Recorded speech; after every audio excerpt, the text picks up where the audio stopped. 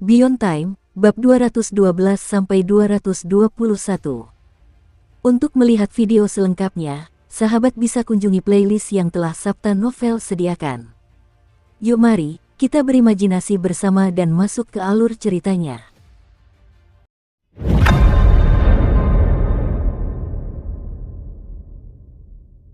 Sementara itu, tak jauh dari Seven Blood Eyes, di dekat Laut Terlarang, terdapat portal teleportasi lain yang terbengkalai. Portal itu berkelap-kelip dengan cahaya, lalu kabut muncul di atasnya, yang perlahan-lahan berubah menjadi bentuk humanoid. Setelah teleportasi selesai, sosok itu menghancurkan portal teleportasi hingga berkeping-keping. Ia menghela napas lega sebelum mendongakkan kepala dan tertawa terbahak-bahak. Kabut semakin tebal, akhirnya menampakkan sosok seorang pria parubaya. Wajahnya dipenuhi rasa puas diri yang luar biasa. Kenyataannya, pada akhirnya, ia berharap ditangkap oleh Su King dan kemudian menggunakan kekuatan portal teleportasi untuk mengaktifkan sihir rahasia. Semuanya berjalan sesuai rencana. Aku tidak membuang banyak waktu. Selanjutnya, aku hanya perlu menemui atasanku dan membacakan formula pil asimilasi yin pilihan tertinggi, yang sudah kuhafal.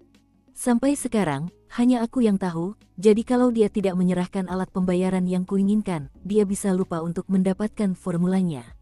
Sambil tertawa dingin, dia mulai bergerak. Saat ia melesat menembus belantara cahaya bulan, ia tidak menyadari bahwa, di balik bayangannya, sebuah mata terbuka. Ia seorang Gruglum, tetapi ia masih memiliki bayangan, dan selama itu, ia rentan terhadap bayangan Su King. Su King sengaja membiarkan Gruglum lolos. Ia tidak pernah percaya cerita tentang keinginannya untuk berbicara dengan Master ke-6. Rencananya sejak awal adalah memancing Gruglum agar merasa aman, lalu mengikutinya untuk mengungkap identitas pembunuh yang sebenarnya. Saat mencari hantu-hantu yang tak terhitung jumlahnya yang menghantui malam, Su King memahami dengan jelas cara kerja mata bayangan. Ketika mereka berada sangat jauh, gambar yang mereka sampaikan menjadi kabur, tetapi tetap dapat memberikan gambaran arah secara umum. Membuka matanya, ia melakukan beberapa penyesuaian pada portal teleportasi. Portal teleportasi yang lain telah hancur, tetapi itu tidak masalah. Ia punya arah untuk bergerak. Sesaat kemudian, dia menghilang. Sementara itu, petani Gruglum itu melaju kencang di tengah malam di dekat tepi pantai. Berkali-kali ia menoleh ke belakang, dan sepanjang waktu, ia terus mengamati sekelilingnya.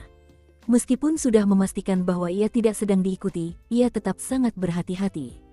Sayangnya, ia tidak mengerti cara kerja bayangan Su King, dan tidak tahu bahwa bayangannya sendiri memiliki mata di dalamnya. Meski begitu, petani Gruglum itu sangat berhati-hati. Ia tidak langsung pergi ke tempat majikannya menunggu. Ia menghabiskan sepanjang malam mengambil rute memutar sebelum akhirnya sampai ke pantai. Akhirnya, ia melihat sebuah kapal dagang di kejauhan. "Hei," teriaknya, "kemarilah, temui aku. Aku punya barang yang kau inginkan." Kemudian ia berdiri di sana, diam-diam memperhatikan sekelilingnya. Namun, ia tak menyadari mata di bayangannya, yang menyempit menjadi celah, tetapi tetap mengamatinya dengan saksama. Setelah beberapa saat tanpa terjadi apa-apa, Gruglum berbalik dan mulai bergerak ke arah yang berbeda. Jelas, kata-kata yang diteriakkannya kepada kapal dagang itu adalah tindakan untuk memancing musuh potensial di daerah itu. Kini, ia akhirnya mulai merasa aman. Tampak sangat puas dengan dirinya sendiri saat cahaya fajar mulai menyebar, ia akhirnya mencapai tepian dan melompat ke air. Sesaat kemudian, seekor ikan todak di dekatnya menggigil, lalu berubah arah dan mulai bergerak dengan kecepatan tinggi. Namun, mata bayangan itu terkunci pada wujud asli Gruglum, jadi bahkan ketika ia memiliki tubuh baru, mata bayangan itu tetap melekat padanya. Grue ada di berbagai tingkatan, dan bayangan itu jelas berada di tingkatan yang jauh lebih tinggi daripada Gruglum. Bahkan, bayangan itu seolah-olah adalah musuh bebuyutan Gruglum. Sementara itu, bayangan itu berdenyut dengan emosi samar. Ia menyadari bahwa ia dan Gruglum adalah pasangan yang cocok. Jika ia tidak mencoba merasuki Su King, melainkan Gruglum ini.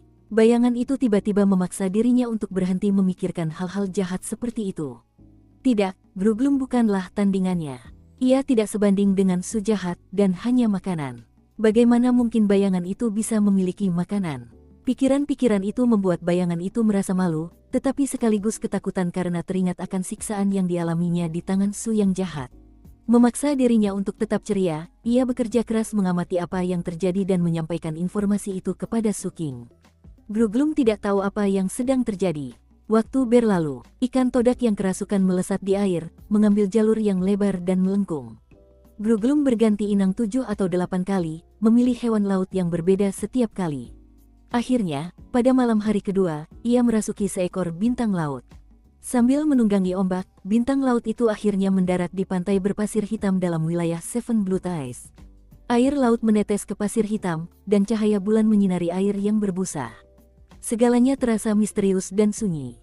Bintang laut Gruglum tergeletak di pasir, tidak bergerak sama sekali. Waktu berlalu, dan malam pun semakin larut. Akhirnya, bagian terdalam dari malam datang dan pergi. Fajar semakin dekat, sebentar lagi matahari akan menggantikan bulan. Demikian pula, dalam cahaya sebelum fajar, sosok-sosok bayangan muncul di kejauhan.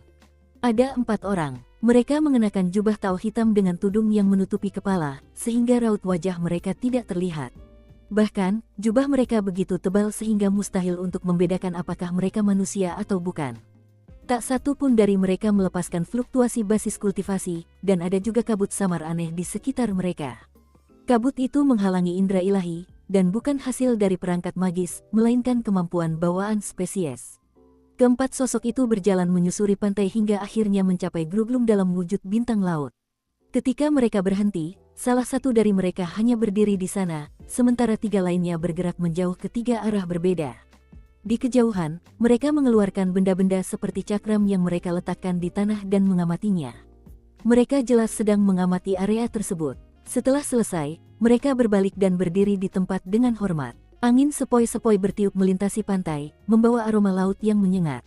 Saat itu, angin itu menggerakkan pakaian sosok yang berdiri di samping bintang laut. Saat tudung pakaian itu bergeser, sehelai rambut biru muncul. Bersamaan dengan itu, sosok di dalam tudung itu berbicara dengan suara merdu. "Kamu terlambat." Bintang laut di tanah menjawab, "Aku hampir terbunuh di negeri Valet. Kau tidak bilang misi ini akan melibatkan berurusan dengan seorang psikopat degeneratif. Dia lebih mengerikan daripada aku." "Kami tidak menyangka itu akan terjadi," jawabnya. "Anda akan mendapat kompensasi penuh. Sekarang, serahkan barangnya." Angin bertiup kencang, cukup kencang hingga tudung jubahnya tersingkap, memperlihatkan wajah yang sangat cantik. Rambutnya biru lebat, matanya biru cerah, dan kulitnya seputih giok. Dia tak lain adalah putri bintang laut yang datang mengunjungi 7 mata darah. Setibanya di pelabuhan 176, ia memberi Suking sebuah kerang, dan sering mengunjunginya setelah itu. Dalam semua kesempatan itu, ia sama sekali tidak terlihat sedang merencanakan atau berkomplot, dan selalu tampak mengagumi Suking. Ia mengajukan banyak pertanyaan yang tampaknya acak, tetapi jika Anda mempertimbangkan keseluruhan pertanyaannya, jelas ia berusaha mempelajari lebih lanjut tentang kepribadian dan kebiasaan Suking. Ketika kita tahu banyak tentang seseorang, kita bisa lebih mudah menargetkannya. Semua itu sudah menjadi bagian dari rencananya. Semuanya telah dirancang dengan mempertimbangkan Suking. "Hei, pelan-pelan," kata Gruglum. "Mengingat semua orang terpilih yang telah kau tangkap selama bertahun-tahun, termasuk banyak dari Seven Blue Ties, kau punya banyak bahan obat utama. Kau bilang akan memberiku kompensasi, jadi aku juga ingin pil asimilasi yin terpilih yang tertinggi." Sementara sang putri menatap bintang laut itu, salah satu anggota bintang laut berjubah hitam lainnya berkata, "Putri, kita tidak punya banyak waktu lagi. Kekuatan para tetua terbatas, dan mereka hanya bisa menyembunyikan kita untuk sementara waktu sebelum 7 mata darah menyadari sesuatu. Kau akan diberi hadiah di wilayah kami. Jangan khawatir, kau bisa kembali bersama kami." Tanpa ragu sedikit pun, sang putri meraih dan mengambil Gruglum berbentuk bintang laut. Namun, saat itu, sebuah suara dingin terdengar, penuh dengan niat membunuh. "Jadi, itu kamu selama ini." Saat suara itu mulai berbicara, bintang laut Gruglum itu bergetar dan tanpa ragu meledakkan dirinya sendiri, membunuh dirinya sendiri. Pada saat yang sama, ekspresi putri bintang laut berubah, dan ia melesat mundur. 3 kultivator bintang laut lainnya segera mengerahkan basis kultivasi mereka untuk melindunginya. Ia bereaksi terlalu lambat, sesosok bergerak secepat kilat ke arahnya. Orang ini bukan lagi pria parubaya yang menyamar. Ia adalah Suking dalam wujud aslinya. Di dalam dirinya terdapat kekuatan yang membara seperti benua yang terbakar, dan ia dikelilingi oleh lautan api hitam yang besar. Dan niat membunuhnya membumbung tinggi. Di bawah kakinya, ada seekor naga biru kehijauan raksasa, bagaikan seorang pembalas dendam yang ganas, dan di belakangnya, seekor gagak emas yang dikelilingi api hitam. Suking tak bisa menahan diri. Ia meluapkan semua amarahnya yang membara. "Suking," seru sang putri bintang laut, pupil matanya menyipit. Namun sebelum ia sempat mundur, Su King sudah tepat di depannya, melancarkan serangan. Suara gemuruh yang dahsyat menggema saat tanah di bawahnya meledak. Sebuah kawah besar terbuka, dan keempat kultivator bintang laut itu memuntahkan seteguk darah. Salah satu dari mereka melangkah maju untuk bertahan terhadap serangan itu, tetapi Su King, dalam amarahnya, mengarahkan serangan telapak tangan ke arahnya, menyebabkan dia meledak dan diserap oleh gagak emas. Su King juga mengekstrak jiwanya, memenjarakannya dalam lubang dharma. 3 bintang laut yang tersisa tampak tercengang. Tanpa ragu, ketiganya mengerahkan seluruh potensi kultivasi mereka. Yang mengejutkan, 2 di antaranya berada di level 2 api, dan 1 di level 3 api. Yang punya 3 api itu adalah sang putri sendiri. Namun, basis kultivasi mereka sama sekali tidak berguna. Api kehidupan mereka berkedip-kedip tak menentu, dan jelas tidak akan menyala lama. Sementara itu, Su King, yang penuh amarah, meletus dengan niat membunuh yang menggelora saat ia mendekati mereka. Su King telah lama memendam niat membunuhnya. Sejak mengetahui Grandmaster Bai telah dibunuh, amarah yang tak terkendali memenuhi dirinya, mencari pelampiasan. Mencari pembantaian, tapi itu mustahil saat itu. Ia telah menekan niat membunuhnya, dan memaksa dirinya untuk tetap tenang. Hal yang sama terjadi di negeri Valet. Ia sangat berhati-hati, dan memaksa dirinya untuk tidak langsung membunuh pelakunya ketika ia menemukannya. Sebaliknya, ia telah menyiksanya, semua itu dengan tujuan mencari tahu siapa dalangnya. Ia akhirnya menemukan petunjuk yang dibutuhkannya, dan kini ia tak perlu lagi menekan niat membunuhnya. Sebaliknya, ia membiarkannya meledak. Dalam sekejap mata, dia tiba di depan salah satu pembudidaya sistar. Ia memiliki 2 api kehidupan, tetapi saat Su King mendekat, api-api itu berkelap-kelip liar, seolah-olah bisa padam kapan saja. Kemudian, dengan kebencian yang luar biasa dan kegilaan yang tak terkendali, ia menusukkan tangannya tepat ke perutnya. Dengan jari-jarinya yang melilit salah satu api kehidupannya, ia menghancurkannya hingga tak ada lagi. Sebuah ledakan terdengar, disertai jeritan tragis. Seumur hidupnya, kultivator bintang laut ini belum pernah merasakan sakit yang setara dengan hancurnya salah satu api kehidupannya. Namun Su King belum selesai. Ia menarik tangannya ke samping, meraih api kehidupan lainnya, dan menyemburkan darah darinya. Saat api itu hancur, semua lubang dharma kultivator bintang laut itu meledak. Jeritan yang lebih memilukan terdengar, tetapi dengan cepat melemah. Darah mengucur dari mata, telinga, hidung, dan mulutnya, namun niat membunuh Su King tak kunjung padam. Ia menanduknya dengan ganas, membuat wajah cantiknya yang halus meledak seperti buah yang remuk. Su King berlumuran darah saat ia dengan muram menoleh untuk melihat 2 kultivator bintang laut yang tersisa, termasuk sang putri. Di belakangnya, gagak emas mengeluarkan teriakan melengking dan ganas. Ia mencoba menyerap mayat segar itu tetapi tidak ada yang bisa diserap, jadi ia mengalihkan tatapan brutalnya ke arah sang putri. Di bawah sinar bulan, aura Su King yang mengerikan membuatnya tampak seperti dewa yang ganas, sementara gagak emas tampak seperti monster puncak, energinya menyebabkan langit dan bumi berguncang hebat. Wajah putri bintang laut pucat pasi, dan matanya berkilat ketakutan. Su King, semua ini. Keluar dari sini, putri. Teriak kultivator bintang laut lainnya. Seluruh tubuhnya memancarkan cahaya saat api kehidupannya berkobar dan semua lubang dharmanya meletus. Kekuatan peledakan diri mulai terbentuk, sementara di saat yang sama, ia melakukan gerakan mantra untuk memasuki 3 cakram yang telah ditempatkan di area tersebut. Ketiga cakram itu meletus dengan aura yang mengejutkan, menciptakan banyak sambaran petir yang melesat ke udara seperti jaring, mengelilingi Su King.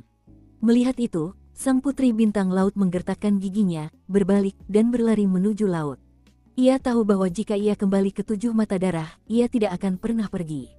Namun, tepat sebelum ia mencapai air, seekor kura-kura laut raksasa tiba-tiba muncul di hadapannya, matanya berkilat nyeri dan putus asa. Bersamaan dengan itu, ia menggeram kejam sambil mengatupkan mulutnya ke arah sang putri. Sebuah tusuk sate besi melesat dari Su King ke arahnya bagai garis hitam di udara. Dalam sekejap mata, kura-kura laut itu menghantam sang putri, sementara di saat yang sama, tusuk sate itu mengenainya dari arah yang berlawanan.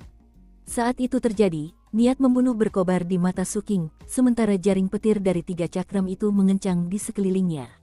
Saat itulah kekuatan Golden Crow Assimilates Myriad Spirits melonjak dalam dirinya. Ia mendongak, dan gagak emas di belakangnya melolong dan melesat bagai anak panah dari busur, ekornya yang seperti burung phoenix memancarkan api hitam. Gagak itu menghantam jaring, dan jaring itu pun runtuh. Kemudian terdengar suara retakan saat ketiga cakram itu pecah berkeping-keping. Su King tak terhentikan. Saat ini ia sedang mengerahkan seluruh kekuatan tempur 4 api yang ia miliki. Karena itu, para kultivator 2 api yang remeh dan perangkat sihir mereka tak mampu menandinginya. Su King kemudian menghilang, lalu muncul kembali di hadapan kultivator bintang laut yang mencoba meledakkan diri. Ia mengulurkan tangan dan meletakkan tangannya di kepala kultivator itu. Ketakutan dan keputusasaan yang tak terbayangkan memenuhi mata kultivator itu saat Su King melepaskan kekuatan penyerapan. Api unggun meletus, menghisap jiwa kultivator bintang laut itu. Rasa sakit yang ia rasakan membuatnya menjerit nyaring. Kemudian, ia mulai gemetar hebat saat Golden Crow Assimilate Myriad Spirits juga mulai menyerapnya. Energi dan darah menyembur keluar dari mata, telinga, hidung, dan mulutnya. Hanya dalam waktu 2 tarikan napas, kultivator bintang laut itu berubah menjadi mayat kering yang roboh dan hancur menjadi abu. Sementara itu, kura-kura laut dan tusuk sate besi telah menghalangi jalan sang putri bintang laut, yang wajahnya kini sepucat kematian. Hanya beberapa saat berlalu, namun semua rekan bintang lautnya telah mati. Berbalik, ia melihat Su King berjalan ke arahnya, memancarkan aura mengerikan. Ketakutan mendorong pikirannya hingga mencapai titik puncak. Ia tiba-tiba teringat kembali saat Su King melawan gadis berbaju hitam dari Pulau Isneter, dan reputasi buruk yang ia bangun di divisi kejahatan kekerasan. Ia juga teringat kembali pada wajah tampannya, yang sering ia tatap ketika mengunjunginya. Semuanya saling tumpang tindih, menyatu menjadi kenyataan yang dipenuhi kengerian tak terkatakan. Ia terlempar mundur, tetapi tak cukup cepat. Keterkejutannya memberi kesempatan bagi prajurit Vajra Emas Patriark untuk menusuk perutnya dengan tusukan besi. Kemudian, tusukan itu berputar dan menusuk ke arahnya lagi. Saat jeritan lolos dari bibirnya, penyu laut itu membuka mulutnya, menggigit sikunya, dan merobek lengannya. Ia mengunyah, dengan ekspresi marah di wajahnya, tetapi ketakutan terpancar dari matanya. Penyu laut itu adalah pembudidaya Gruglum, yang dimilikinya setelah mati dalam wujud bintang laut. Namun, sebelum sempat melarikan diri, tiba-tiba ia menyadari bahwa ia sama sekali tidak bisa mengendalikan tubuh barunya ini. Sensasi itu terasa familiar, tetapi ia hanya bisa menyaksikan dengan putus asa saat ia berbalik dan berenang kembali ke pantai.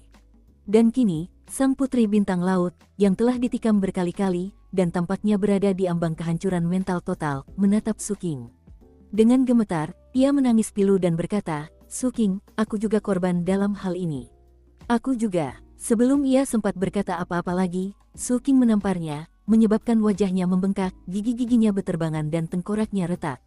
Tamparan itu juga tampaknya merusak kemampuan berpikirnya, dan menyebabkan anggota tubuhnya mulai berkedut tak beraturan. Tamparan itu juga memadamkan 2 api kehidupannya. Sebelum ia sempat pulih, Su King melangkah ke arahnya dan menamparnya lagi. Ia menjerit ketika sisi lain wajahnya membengkak, dan lebih banyak gigi beterbangan bercampur darah. Kali ini, tengkoraknya tampak hampir hancur total. Api kehidupan terakhirnya pun meledak. Kemudian Su King melangkah maju dan dengan ganas menginjak luka di perutnya. Darah menyembur keluar dari mulutnya, semua lubang darmanya hancur, dan basis kultivasinya pun lumpuh. Rasa sakit itu membuatnya hampir pingsan. Namun, Su King kemudian memasukkan pil obat ke dalam mulutnya, memastikan daya hidupnya bertahan lebih lama, dan mencegahnya pingsan. Ia terbaring di sana menjerit kesakitan, wajahnya meringis dan berubah bentuk. Kini, tak ada lagi teror di matanya. Hanya kegilaan dan kedengkian. Ia membuka mulut untuk bicara, tetapi sebelum sempat, Su King meninjunya, membuat mulutnya hancur berantakan. Sambil menatapnya dingin, Su King menarik napas dalam-dalam dan melambaikan tangannya, menyebabkan naga biru hijau itu melahap penyu laut itu dengan cepat, lalu melayang ke udara. Sementara itu, Su King meraih putri bintang laut dan mulai berjalan, menyeretnya di belakangnya. Butiran pasir pantai bagaikan pisau, mengiris tajam daging sang putri bintang laut yang terluka, dan membuat rasa sakitnya semakin hebat daripada yang baru saja dirasakannya akibat hancurnya lubang darmanya. Pada titik ini, jeritannya hampir terdengar seperti suara binatang. Saat Su King berjalan, ia meninggalkan goresan panjang berdarah di pasir. Seiring aliran darah semakin panjang, jeritan itu semakin melemah. Akhirnya, Su King hampir mencapai batas yang diciptakan oleh formasi 7 mata darah. Ketika melihat kota itu, ia berkata, "Su King, anggota Seven Blood Eyes Echelon dan Direktur Divisi Kejahatan Kekerasan Puncak ke-7, melapor untuk bertugas. Orang-orang Sistar telah memberontak. Dengan ini saya meminta agar formasi mantra agung sekte mencegah semua kultivator Sistar berteleportasi. Selain itu, jangan biarkan mereka mengirim pesan apapun." Formasi mantra itu bergemuruh hidup seolah mengabulkan permintaannya. Namun kemudian, suara seorang lelaki tua berbicara dari puncak keenam. Permintaan dikabulkan. Saat suara itu bergema ke kiri dan ke kanan, formasi 7 mata darah diaktifkan, menciptakan kekuatan penekan. Sementara itu, banyak sosok terbang menuju Suking dari dalam sekte. Yang tercepat di antara mereka adalah Master ke-6, yang seolah-olah menempuh jarak hanya dengan satu langkah. Basis kultivasi Naschen Soul-nya bagaikan matahari yang membakar bagi Suking, menciptakan panas yang membakar di sekelilingnya. Apa yang kamu temukan, Suking? Suking menarik napas dalam-dalam sambil memaksa dirinya beradaptasi dengan tekanan luar biasa seorang kultivator jiwa baru lahir. Sambil menggenggam tangan, ia berkata, Tuan ke-6, pencarian jiwa akan sangat efisien. Setelah itu, Suking melemparkan sang putri ke tanah di hadapan Tuan ke-6. Tuan ke-6 sedang berusaha keras mengatur napasnya. Para penguasa puncak lainnya pasti akan jauh lebih ragu untuk melakukan pencarian jiwa hanya karena Suking menyarankannya. Namun, ia berbeda. Tanpa ragu sedikit pun, ia mengulurkan tangan, mencengkeram kepala sang putri bintang laut, dan memulai pencarian jiwa. Tak lama kemudian, Kapten tiba bersama beberapa orang lainnya. Dengan wajah serius mengamati situasi, ia berjalan menghampiri Suking. Ia memperhatikan putri bintang laut yang menjerit, dan juga melihat aura mengerikan yang menyelimuti Suking yang tanpa ekspresi. Ia menepuk bahu Suking. Kakakmu akan menanggung beban ini bersamamu, King kecil. Mata Suking memerah saat dia berbalik dan menatap Kapten. Hidup itu unik, King kecil. Hidup ini penuh dengan duka yang pahit sekaligus kebahagiaan yang manis. Hidup tak pernah hanya salah satu.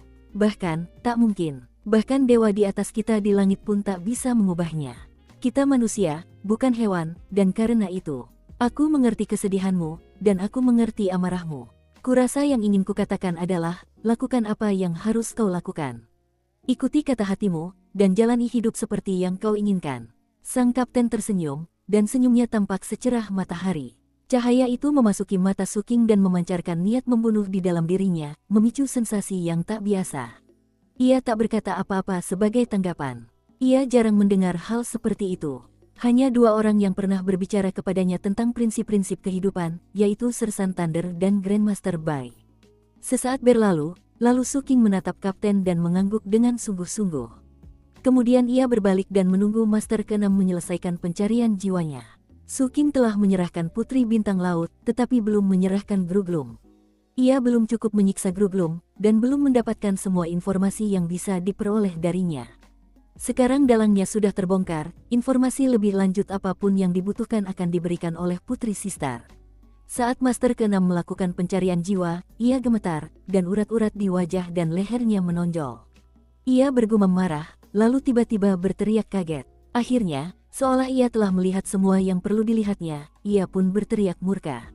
Putri bintang laut itu meledak menjadi kabut darah saat Master ke-6 mengeluarkan jiwanya dan memasukkannya ke dalam mulutnya. Saat ia mengunyah jiwa itu dengan ganas, matanya berubah merah padam.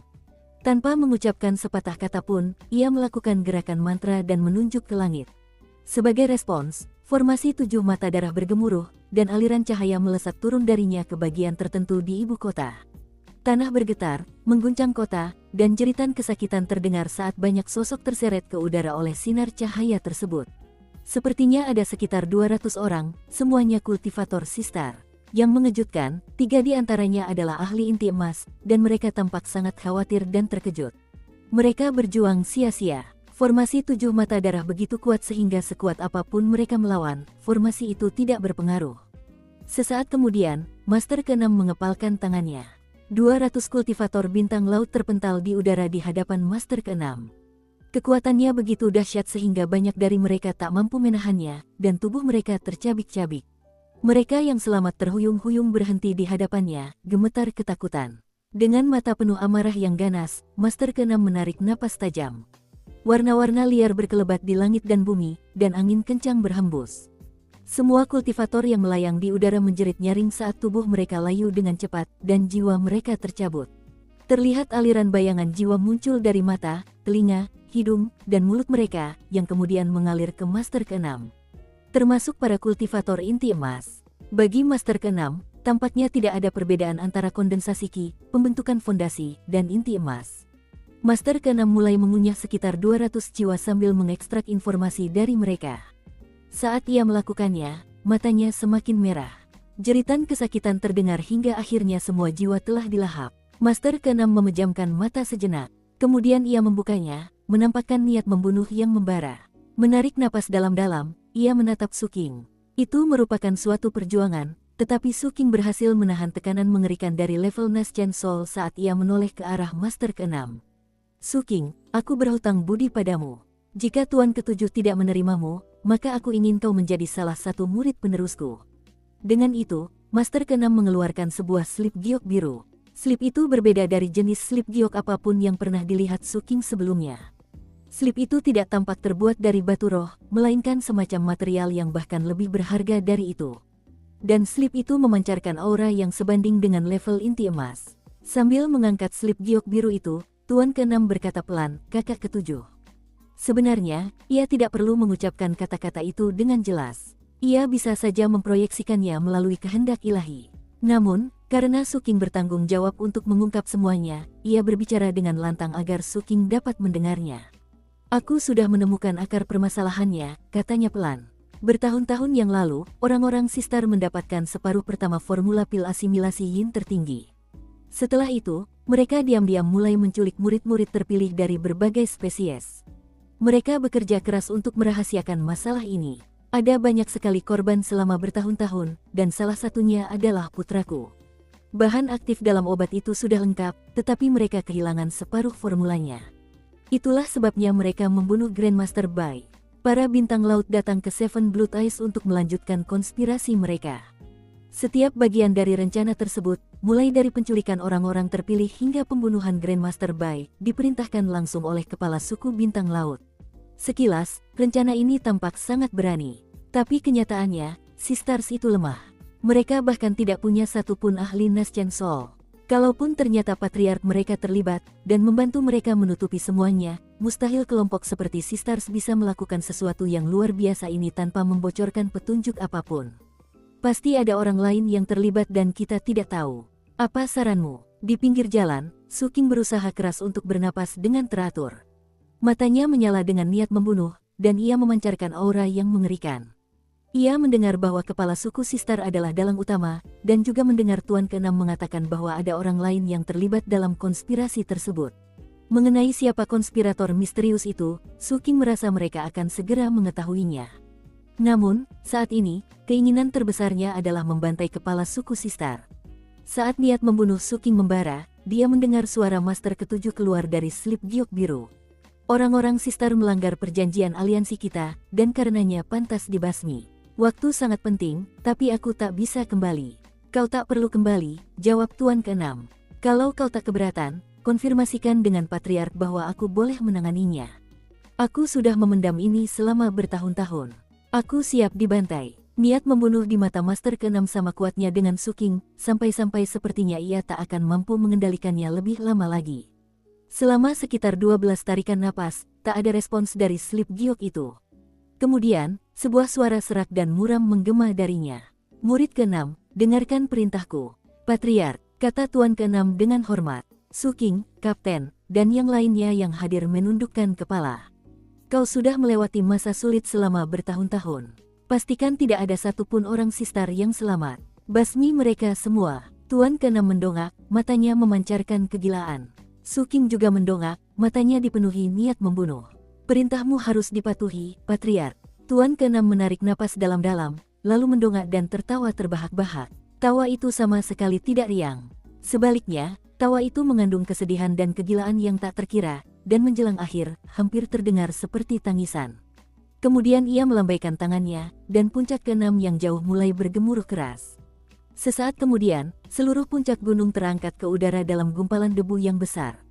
Suara gemuruh yang memekakkan telinga bergema ke segala arah, sementara tekanan yang tak terlukiskan membebani. Pada saat yang sama, gua-gua besar yang tak terhitung jumlahnya di puncak ke-6 terbuka, dan para pengikut mengalir keluar, termasuk banyak pengikut pendirian yayasan, dan bahkan para ahli inti emas juga.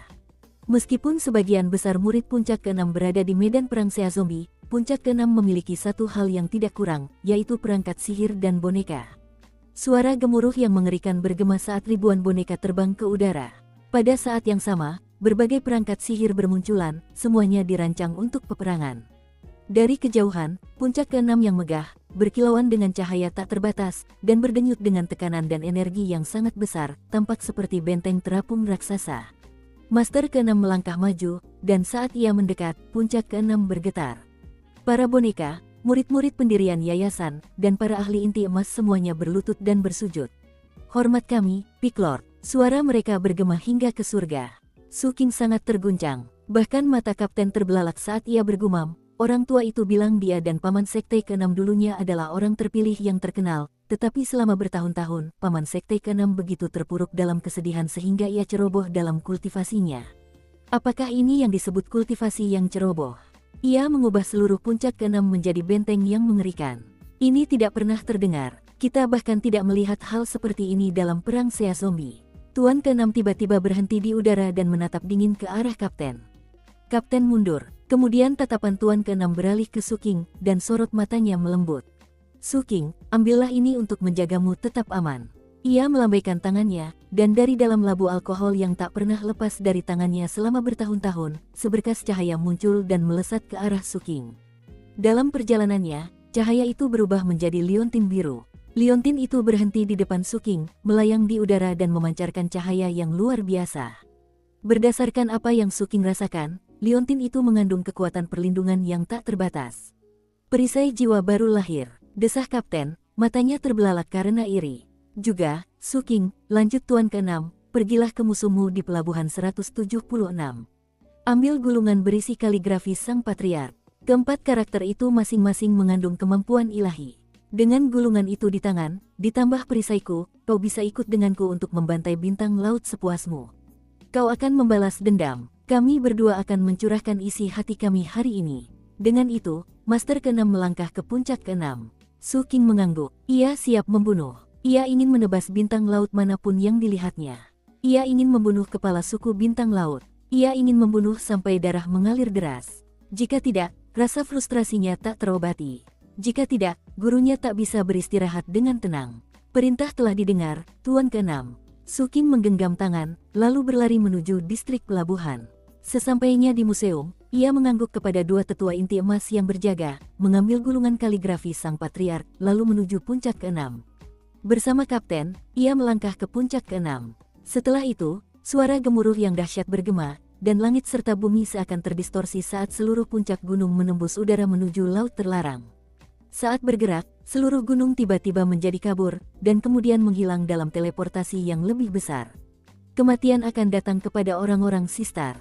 Puncak keenam dari 7 mata darah telah diubah oleh Master keenam menjadi benteng besar. Selain Master keenam, tak seorang pun tahu persis berapa banyak perangkat sihir yang tersembunyi di puncak keenam, atau apa saja kemampuan benteng itu, karena ini pertama kalinya benteng itu dikerahkan. Kekuatannya tidak sepenuhnya terlihat, tetapi ketika menghilang melalui teleportasi besar, semua orang yang melihatnya sangat terkejut. Teleportasi yang lebih besar adalah kemampuan ilahi yang jauh melampaui teleportasi minor. Teleportasi ini mampu menjangkau jarak yang jauh lebih jauh, meskipun dengan mengorbankan kekuatan Dharma yang sangat besar. Terlebih lagi, hanya bisa dibayangkan betapa besarnya kekuatan Dharma yang dibutuhkan untuk menteleportasi seluruh benteng gunung. Dalam sekejap mata, gunung raksasa itu muncul di udara, jauh di atas laut terlarang. Di bawahnya, laut bergolak dan makhluk laut yang tak terhitung jumlahnya mendongak, gemetar. Tak satu pun dari mereka berani muncul ke permukaan. Kapal-kapal dagang bagaikan daun di atas air. Para pembudidaya di kapal-kapal itu menatap gunung raksasa itu, dan ekspresi mereka menunjukkan keheranan. Bahkan saat berada di gunung, Su King juga terkejut. Di sebelahnya, kapten melihat ke kiri dan ke kanan, matanya berbinar-binar. Berdiri di depan mereka adalah Master keenam, memegang labu alkoholnya. Wajahnya muram, dan darahnya tampak mendidih. Saat ia mengarahkan puncak keenam ke depan, guntur bergemuruh di langit, dan kilat menyambar seperti ular perak. Populasi bintang laut memang sedikit, kata Master keenam dengan tenang, terutama jika dibandingkan dengan 7 mata darah. Jumlah mereka bahkan tidak sebanyak merfolk. Mereka hanya punya 7 kultivator inti emas, dan aku sudah membunuh 3 di antaranya. Jadi tinggal 4. Yang terkuat adalah kepala suku Sistar, yang berada di lingkaran besar inti emas. Namun, saya menduga dia mungkin telah menembusnya secara diam-diam, dan telah menyembunyikan level aslinya. 3 lainnya berada di level inti emas awal, termasuk kepala suku Sistar, yang merupakan putra kepala suku. Fakta bahwa spesies sekecil itu berani memprovokasi 7 mata darah, serta spesies lain dengan kekuatan terpilih, mengisyaratkan bahwa ada sesuatu yang lain sedang terjadi di sini. Karena itu, berhati-hatilah, Su King. Ada kemungkinan para bintang laut menyembunyikan sesuatu yang sangat kuat. Su King mengangguk tanpa suara. Kapten tidak berkata apa-apa. Malahan, karena Tuan ke-6 dan Su King tidak memperhatikannya, ia melangkah ke permukaan gunung dan mengusapnya dengan penuh perhatian. Dari sorot matanya, sepertinya ia sangat menyukainya. Sebelum kapten sempat memeriksa gunung, suara gemuruh yang dalam bergema saat seluruh puncak mengalami teleportasi besar kedua. Kali ini, muncul kembali di udara di atas tanah air para bintang laut. Mereka menempati sebuah pulau yang terletak kira-kira di antara Seven Blue Ice dan Merfolk Isles. Dilihat dari atas, pulau itu tampak seperti bintang laut raksasa, meskipun sebenarnya para sistar telah membangunnya seperti itu dari awal. Pulau itu sebenarnya bukan bintang laut raksasa yang masih hidup. Ada 5 kota besar, sebagian besar bangunannya terbuat dari karang. Yang lebih unik lagi adalah Pulau Sistar ditutupi pohon karang. Pohon-pohon itu sangat besar, dan pada malam hari, memancarkan cahaya 5 warna. Namun, pada siang hari, warnanya abu-abu. Ada juga bangunan yang dibangun di atas pohon karang raksasa tersebut. Populasi pulau itu tampaknya mencapai ratusan ribu. Setelah bertahun-tahun dilindungi oleh Seven Blue Ice, mereka tidak mengalami kesulitan apapun dan justru sangat makmur. Kemunculan puncak ke-6 yang tiba-tiba jelas langsung menarik perhatian. Meskipun para bintang laut tidak mengenali puncak ke-6 dalam keadaan seperti benteng, banyak ahli top mereka menyadari bahwa puncak itu memancarkan fluktuasi teknik 7 mata darah. Karena itu, saat puncak gunung itu muncul, aliran kehendak ilahi muncul dari pulau itu.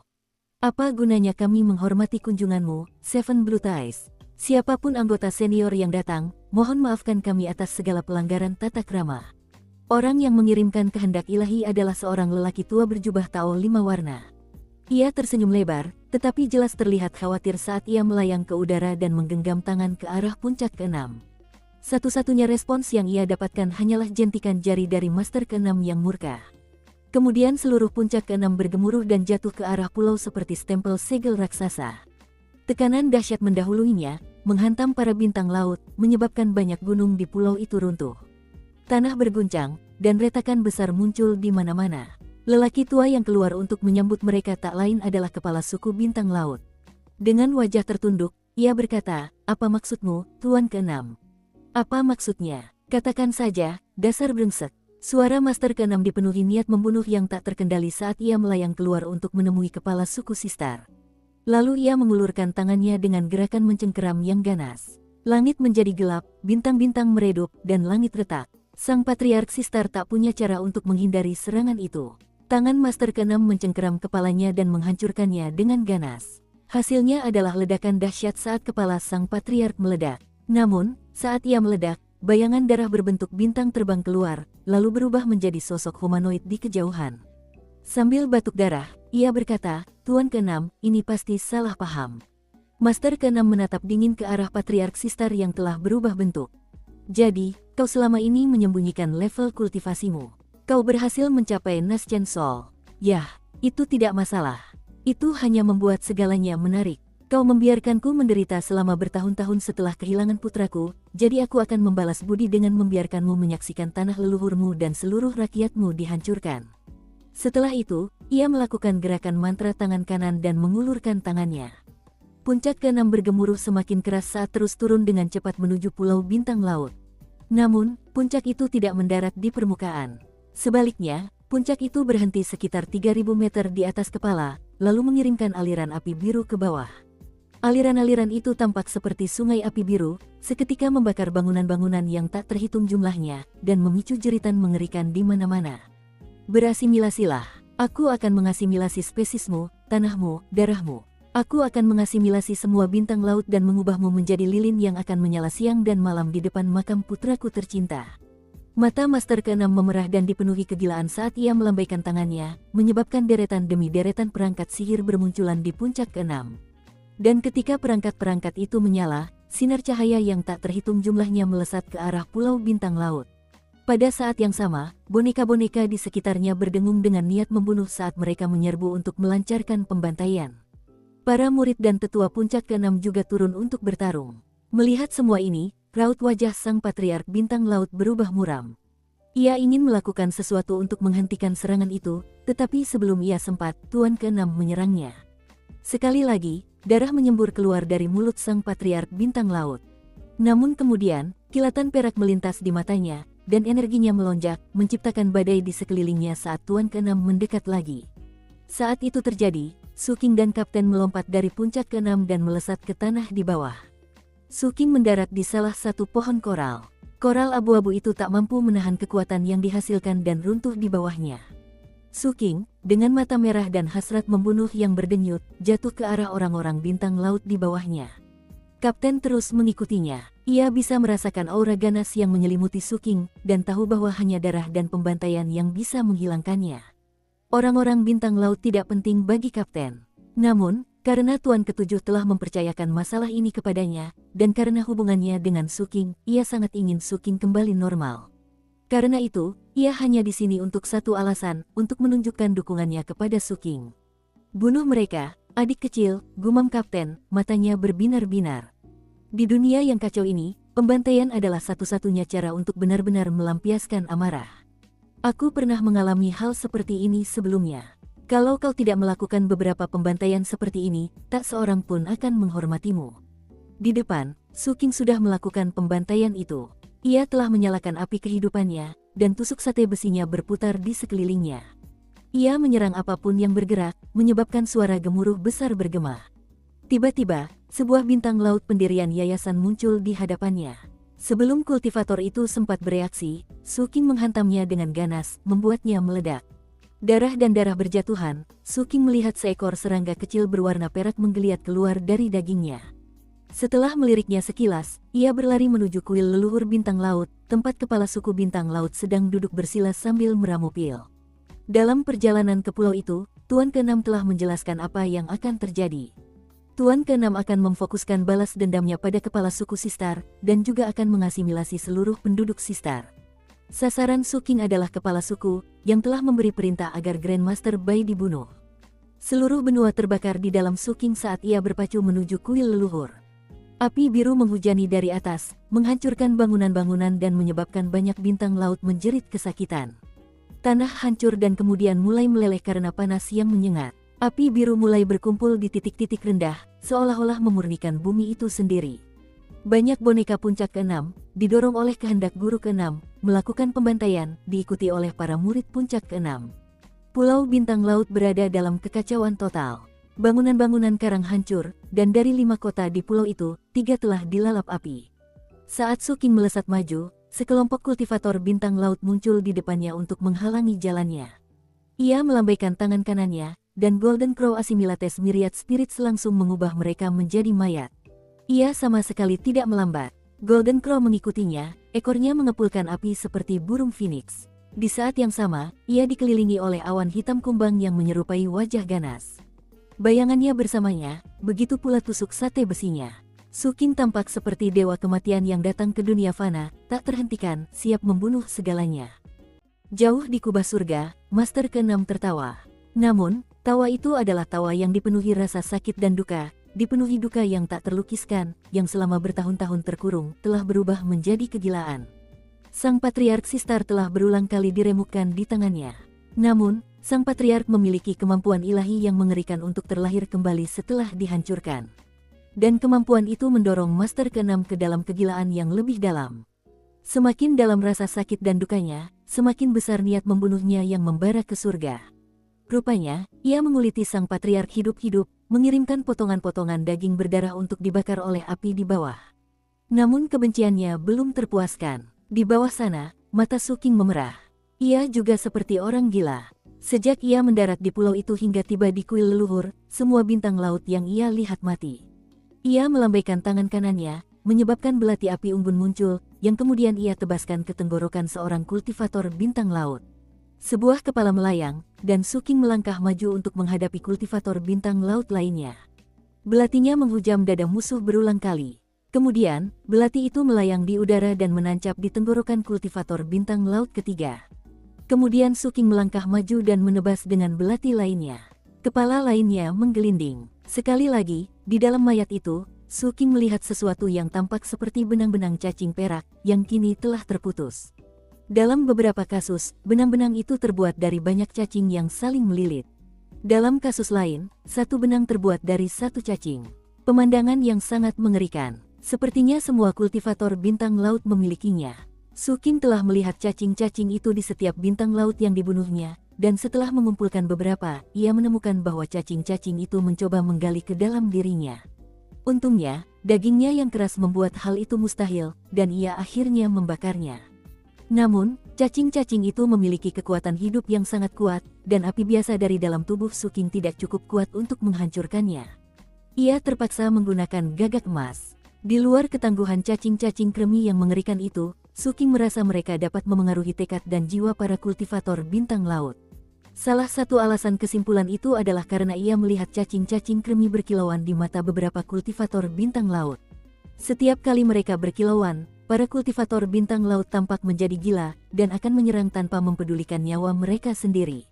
Lebih lanjut, setelah melahap jiwa-jiwa bintang laut dengan api Balefire, Su King menyadari bahwa jiwa mereka tidak lengkap dan rusak, seolah-olah sebagian telah dilahap. Hal yang sama juga terjadi pada energi, darah, dan esensi mereka. Golden Crow Assimilates Myriad Spirits mendapatkan manfaat dari semua itu, tetapi hanya sedikit. Bintang laut tampak biasa saja di permukaan, tetapi sebagian besar telah dilahap oleh kekuatan lain. Master ke-6 benar, ada banyak hal yang terjadi dengan Sistars daripada yang kita semua tahu. Meski begitu, hal itu tidak terlalu berarti bagi Su King. Ia bergerak, gagak emas mengikutinya dari belakang. Membantai 6 kultivator bintang laut berturut-turut, ia menyerap mereka. Pada saat yang sama, prajurit Vajra Emas Patriark mengirimkan tusuk sate besi untuk menusuk musuh satu demi satu. Setiap kali tusukan, guntur menggelegar, mengguncang vitalitas musuh. Bayangan itu pun menyebar. Satu demi satu, mata-mata muncul di bayangan para kultivator bintang laut dan mulai melahap mereka dengan rakus. Seringkali, sebelum melahap habis, Su King atau Sang Patriark akan membunuh target. Meski begitu, bayangan itu tidak menyerah. Dan terkadang, ia berhasil merasuki salah satu musuh sepenuhnya. Ketika itu terjadi, bintang laut yang dirasuki akan mendongakkan kepalanya dan tertawa terbahak-bahak sebelum menyerbu kelompok bintang laut terdekat dan meledakkan diri. Semua itu adalah senjata andalan Su King dalam memimpin serangan. Yang benar-benar menakutkan bagi kapten yang menyaksikan dari kejauhan adalah awan hitam yang menyelimuti Su King. Kumbang-kumbang yang membentuk awan itu tampaknya mampu menaklukkan setiap rintangan di jalan mereka. Tak peduli apakah itu pohon koral atau kultivator bintang laut, mereka akan melahapnya dengan lahap. Jeritan mengerikan terus-menerus terdengar. Kumbang-kumbang hitam itu bahkan melahap cacing kremi, meskipun mereka membutuhkan banyak usaha untuk melakukannya. Bagaimanapun, Su King melampiaskan semua amarahnya yang terpendam. Akhirnya, ia membantai semua orang dalam perjalanannya menuju kuil leluhur, meninggalkan jejak darah dan tulang. 4 sosok duduk bersila di luar kuil. Mereka semua mendongak bersamaan, dan ketika mendongak, urat-urat biru menggembung di wajah mereka. Mereka adalah kultivator bintang laut, tetapi mereka berbeda dari yang lain.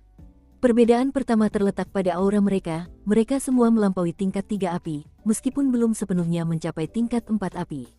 Kedua, urat-urat menggembung yang terlihat di wajah mereka menggeliat. Rupanya, ada cacing kremi raksasa di dalam diri mereka, yang bergerak-gerak. Saat mereka melihat Su King, ia melirik sosok yang duduk bersila di depan tungku pil di belakang mereka di kuil. Sosok itu adalah seorang kultivator parubaya dengan jubah hijau panjang bersulam benang emas. Desain rumit itu memancarkan aura bangsawan, yang diperkuat oleh mahkota kekaisaran yang dikenakannya. Ia memiliki basis kultivasi inti emas, serta simbol bintang laut di dahinya. Sang kultivator tampak mengancam tanpa amarah, dan mengabaikan pembantaian massal yang terjadi di luar. Ia tetap duduk di tempatnya, memejamkan mata sambil mengirimkan energi ke tungku pil. Seolah-olah ia sama sekali tidak peduli jika rakyatnya musnah. Satu-satunya hal yang penting baginya adalah pil di dalam tungku. Pria ini adalah kepala suku Sistar, dan merupakan putra dari kepala keluarga Sistar yang menderita di atas sana. Saat pandangan Su King tertuju pada laki-laki itu, niat membunuh dalam hatinya meledak ke tingkat yang lebih tinggi. Sementara itu, keempat kultivator bintang laut yang berjaga di luar berdiri. Mata mereka tak menunjukkan emosi apapun. Namun, di dalam pupil mereka terdapat benang putih setebal sumpit. Bersama-sama, mereka memasuki kondisi cahaya yang mendalam, memperlihatkan kehebatan pertempuran 3 api kehidupan saat mereka mendekati Su King. Masing-masing dari mereka memiliki pertumbuhan kanker di punggung mereka yang menyerupai bintang laut yang memperkuat kekuatan fisik mereka.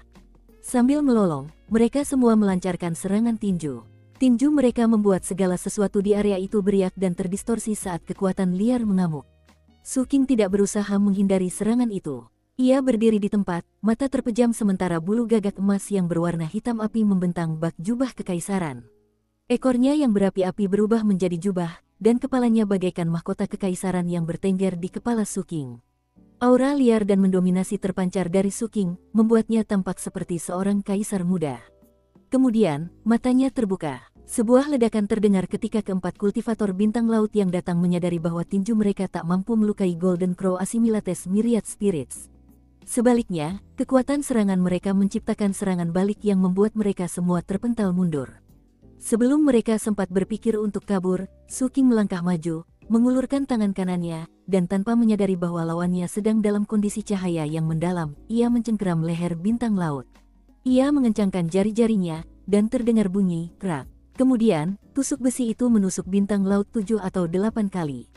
Setelah itu, Su King melonggarkan cengkeramannya. Saat ia melakukannya, jubah api di belakangnya berkobar, berubah menjadi sinar yang melesat ke arah bintang laut kedua yang mundur. Sebuah dentuman terdengar saat sinar itu menghantam kultivator itu, yang menjerit kesakitan. Ia terus melarikan diri, tetapi Su King lebih cepat, menghantamnya dan menyebabkan kepala bintang laut itu meledak. Namun, semuanya belum berakhir. Sekumpulan kumbang hitam menyerbu bintang laut ketiga yang mundur, menggali kulitnya, dan melahapnya. Jeritan mengerikan lainnya terdengar lagi.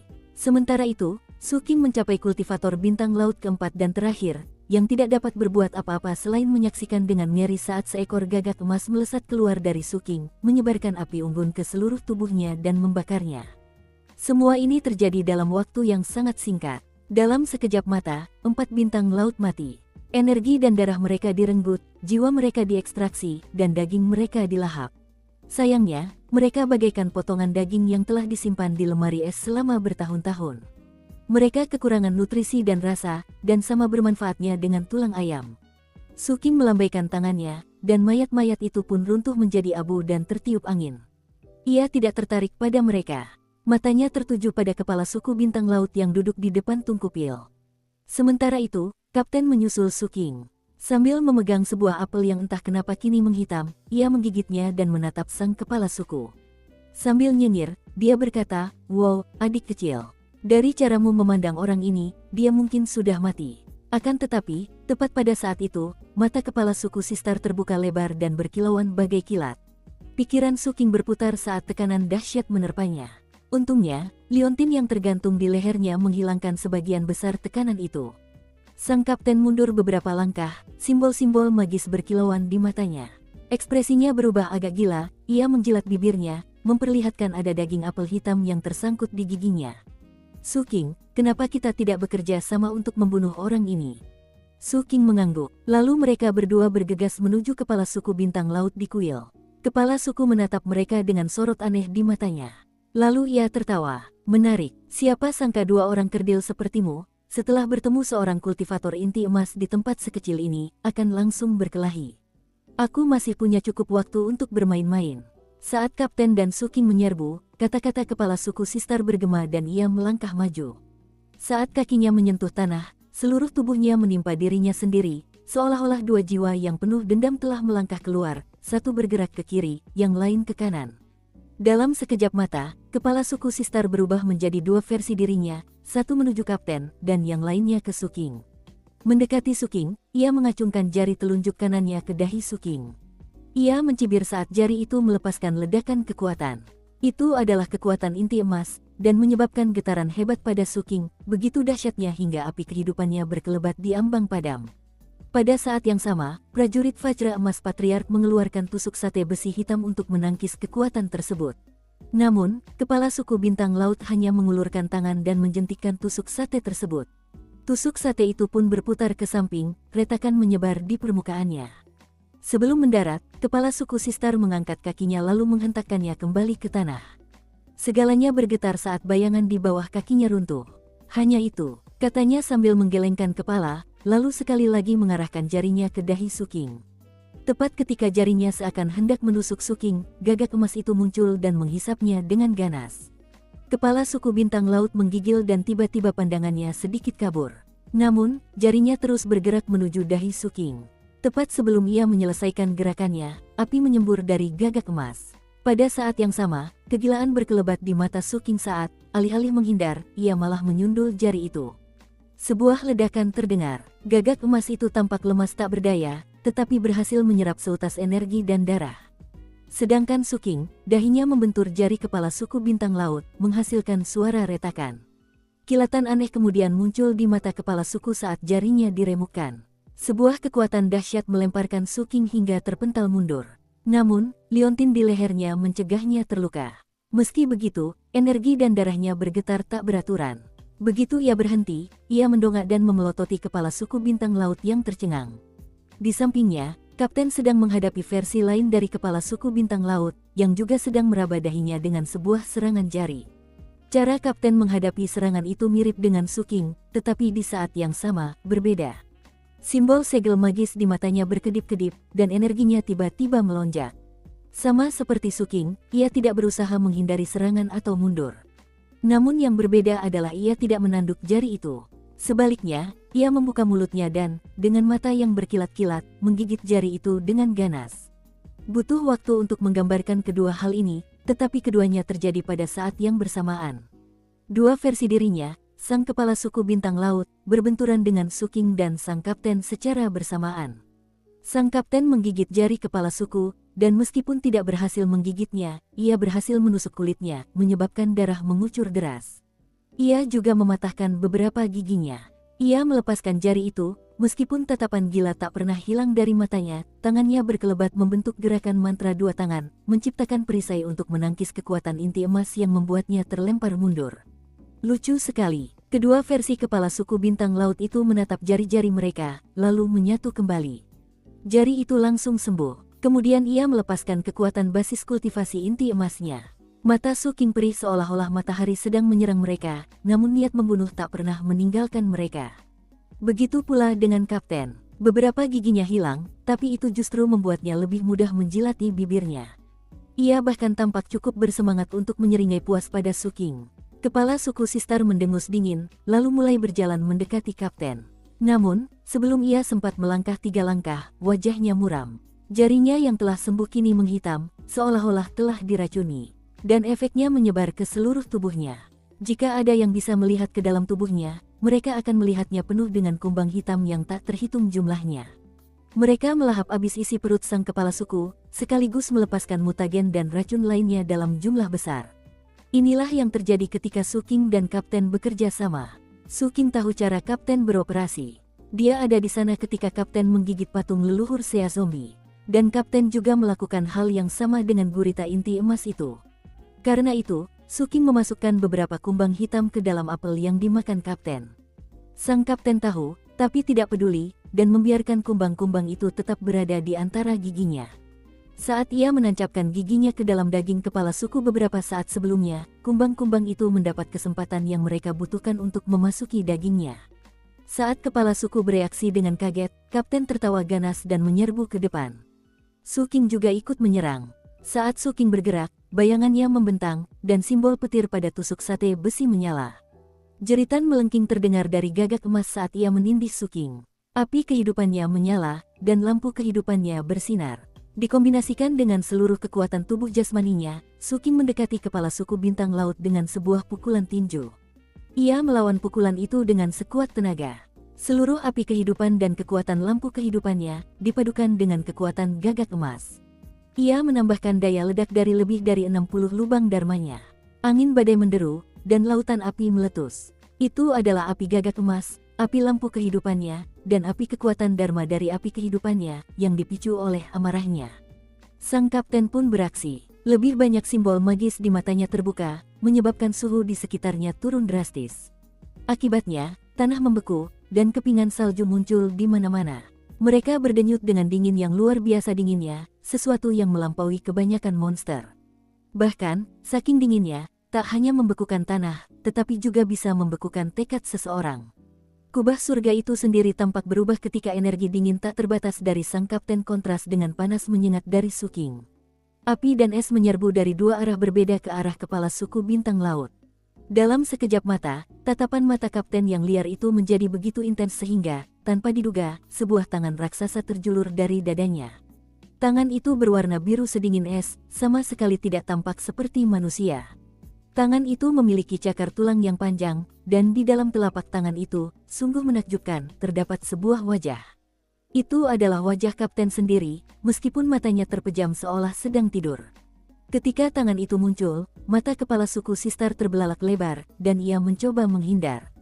Namun, kumbang hitam itu memilih saat itu untuk mengamuk, menyebabkan ledakan mutagen dan racun yang tak terhitung jumlahnya di dalam dirinya. Saat kepala suku itu berkedut, tangan yang mencuat dari dada kapten mencengkeram kepalanya. Terdengar suara dentuman keras saat hawa dingin yang tak terbatas menyapu kepala suku, serta suara retakan saat sebagian tubuhnya membeku. Dalam sekejap mata, Su King membalas dengan serangannya sendiri, menyebabkan lautan api tak berujung menyapu dirinya. Ia juga memilih saat yang sama untuk mengeluarkan gulungan kaligrafi sang patriark. Api, geramnya. Gulungan itu bertuliskan hidung dengan api hidup, dan menanggapi kata-kata Su King, huruf api itu berubah menjadi api hijau dan melesat ke arah sang kepala suku. Niat membunuh membara di mata Su King saat semua api yang ia kumpulkan berkumpul di tinjunya, yang ia arahkan ke kepala suku Sistar yang membeku. Saat tinju itu mendarat, retakan menyebar di sekujur tubuh kepala suku. Api melahapnya, terutama api dari gulungan sang patriark. Saat api berkobar, dan daging kepala suku meleleh, matanya tidak menunjukkan rasa takut. Anehnya, ia hanya tampak sedikit terkejut. Aku tak percaya kau punya kaligrafi dari makhluk maha kuasa seperti itu. Kepala suku tiba-tiba meledak, lalu sebuah tentakel menjulur keluar dari darah, menerjang Su King dan kapten. Kekuatan pukulan itu menghancurkan udara, dan tampaknya cukup kuat untuk melenyapkan jiwa seseorang. Su King dan kapten terlempar berputar ke belakang. Di saat kritis itu, Su King menarik kapten agar ia bisa memanfaatkan perlindungan Liontin Master Six. Saat Liontin itu menangkis serangan dahsyat itu, mereka berdua terpeleset dan berhenti 300 meter jauhnya, batuk darah dan organ dalam mereka terasa sakit. Menatap ke arah tentakel itu, mereka melihat debu mengendap dan sesosok melangkah keluar darinya. Banyak tentakel perak bergoyang-goyang di antara awan debu. Segera menjadi jelas bahwa itu bukan tentakel. Sebaliknya, itu adalah sekumpulan cacing benang raksasa, semuanya bertaring ganas sambil melolong ke arah Su King dan kapten. Lalu sosok di dalam debu itu menjadi jelas. Makhluk itu bukan manusia, tingginya 3 meter, berwarna perak murni, berkepala segitiga, bermata dua, berlidah panjang, dan seluruh tubuhnya dipenuhi cacing kremi. Baik Su King maupun kapten benar-benar terkejut melihatnya. Namun, yang lebih mengejutkan lagi adalah fluktuasi ledakan yang keluar darinya, mendistorsi segala sesuatu di sekitarnya. Ini bukan non-manusia inti emas. Ini berada di level jiwa baru lahir. Saat angin menderu dan warna-warna liar berkelebat, Su King dan kapten mundur. Aku benar-benar tak menyangka akan bertemu dua orang kerdil sepertimu di tempat terpencil seperti ini. Salah satu dari kalian tersegel Grue tingkat 4, dan yang satunya lagi memiliki kemampuan ilahi kelas kekaisaran dan kaligrafi makhluk maha kuasa. Sayangnya, yang kedua tidak tersegel Grue di dalam diri kalian. Mendengar ini, pupil mata Su King mengerut, tetapi di saat yang sama, ia menghela napas lega.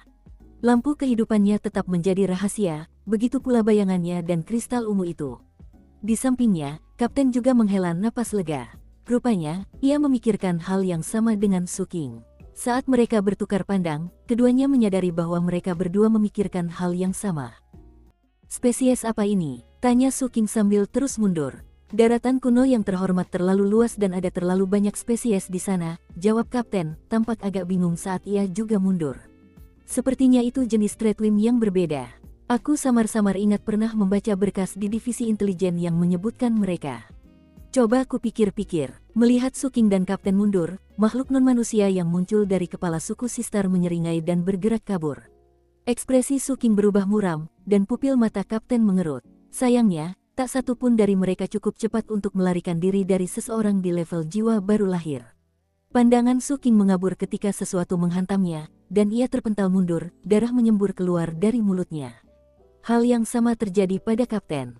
Berkat perisai yang diciptakan oleh Liontin itu, meskipun Su King terlempar mundur sejauh 300 meter, ia tidak terluka. Meskipun begitu, organ-organnya bergetar hebat, dan ia tahu bahwa jika pertarungan ini terus berlanjut, liontin itu pada akhirnya akan berhenti berfungsi. Makhluk non-manusia itu hendak melancarkan serangan lain ketika seberkas api biru jatuh dari atas, menghalangi jalannya. Suara gemuruh memenuhi langit, dan tanah bergetar hebat saat lebih banyak api turun, melahap para kultivator bintang laut yang tak terhitung jumlahnya. Dimanapun mereka mati, cacing kremi merayap keluar dari mayat mereka. Suasana mengerikan dari pemandangan itu menarik perhatian semua murid puncak ke-6, bahkan guru ke-6. Dan ketika guru ke-6 melihat apa yang terjadi pada kepala suku bintang laut, ia meremukkan kepala suku bintang laut dengan telapak tangan, lalu melakukan gerakan mantra untuk menghalangi kepala suku mencapai Suking dan Kapten. Dia seorang Irontred, kata Master ke-6 sambil bergegas turun. Mendengar kata-kata itu, raut wajah Kapten berubah, lalu ia berkata, Suking.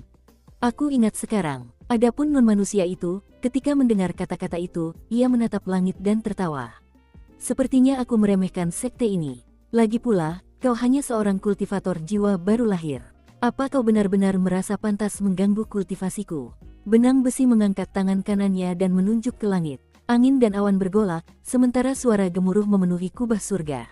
Suara seperti lolongan para dewa bergema ke segala arah, sementara 3 formasi mantra raksasa muncul di atas kepala, melingkar, dan bersinar terang.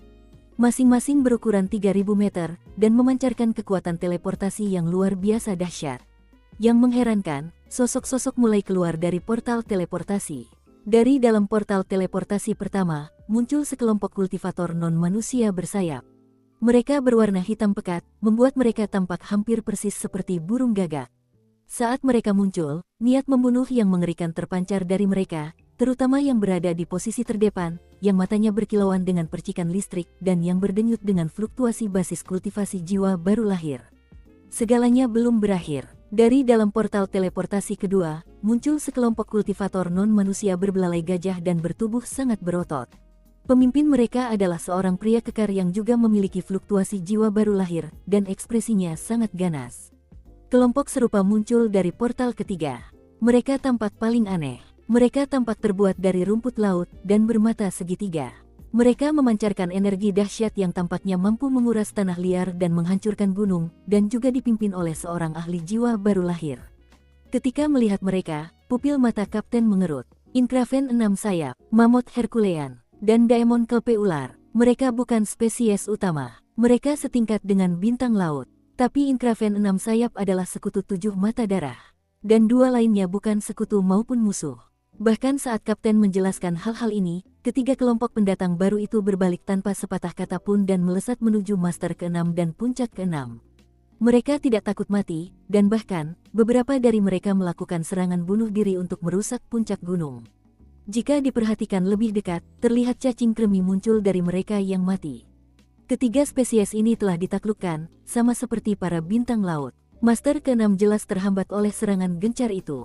Sedangkan Suking dan Kapten, mereka terpaksa melarikan diri.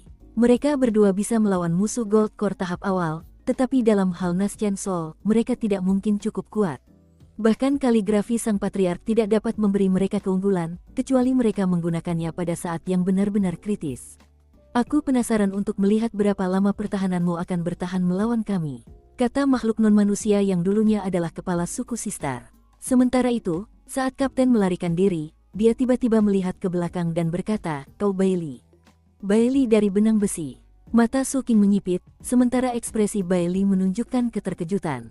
Bailey pasti akan terhibur jika salah satu pemimpin puncak dari Seven Blood Eyes menyebutkan identitasnya dengan lantang.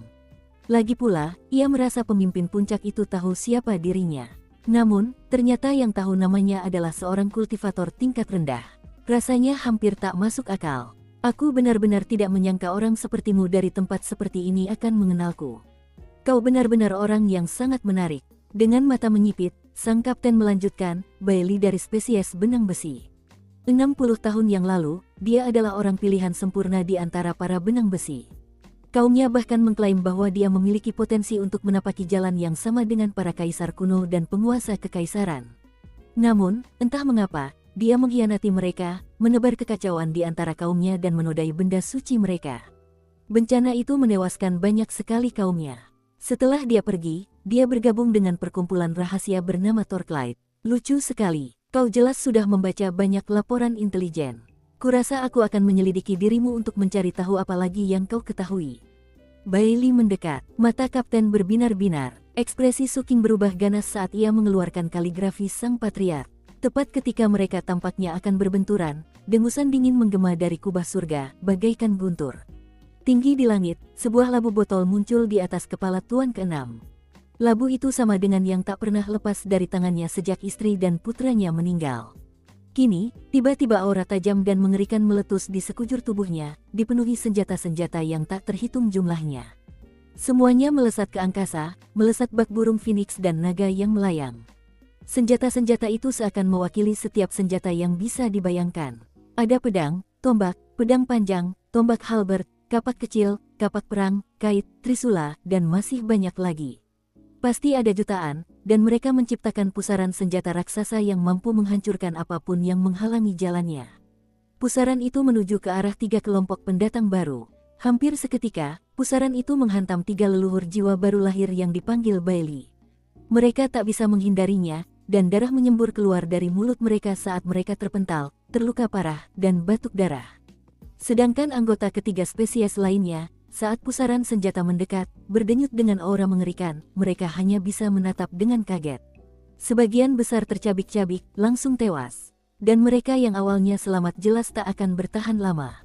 Bahkan mungkin untuk melihat seberkas cahaya keluar dari labu botol, membawa serta keganasan dan kebencian yang luar biasa terhadap makhluk non-manusia.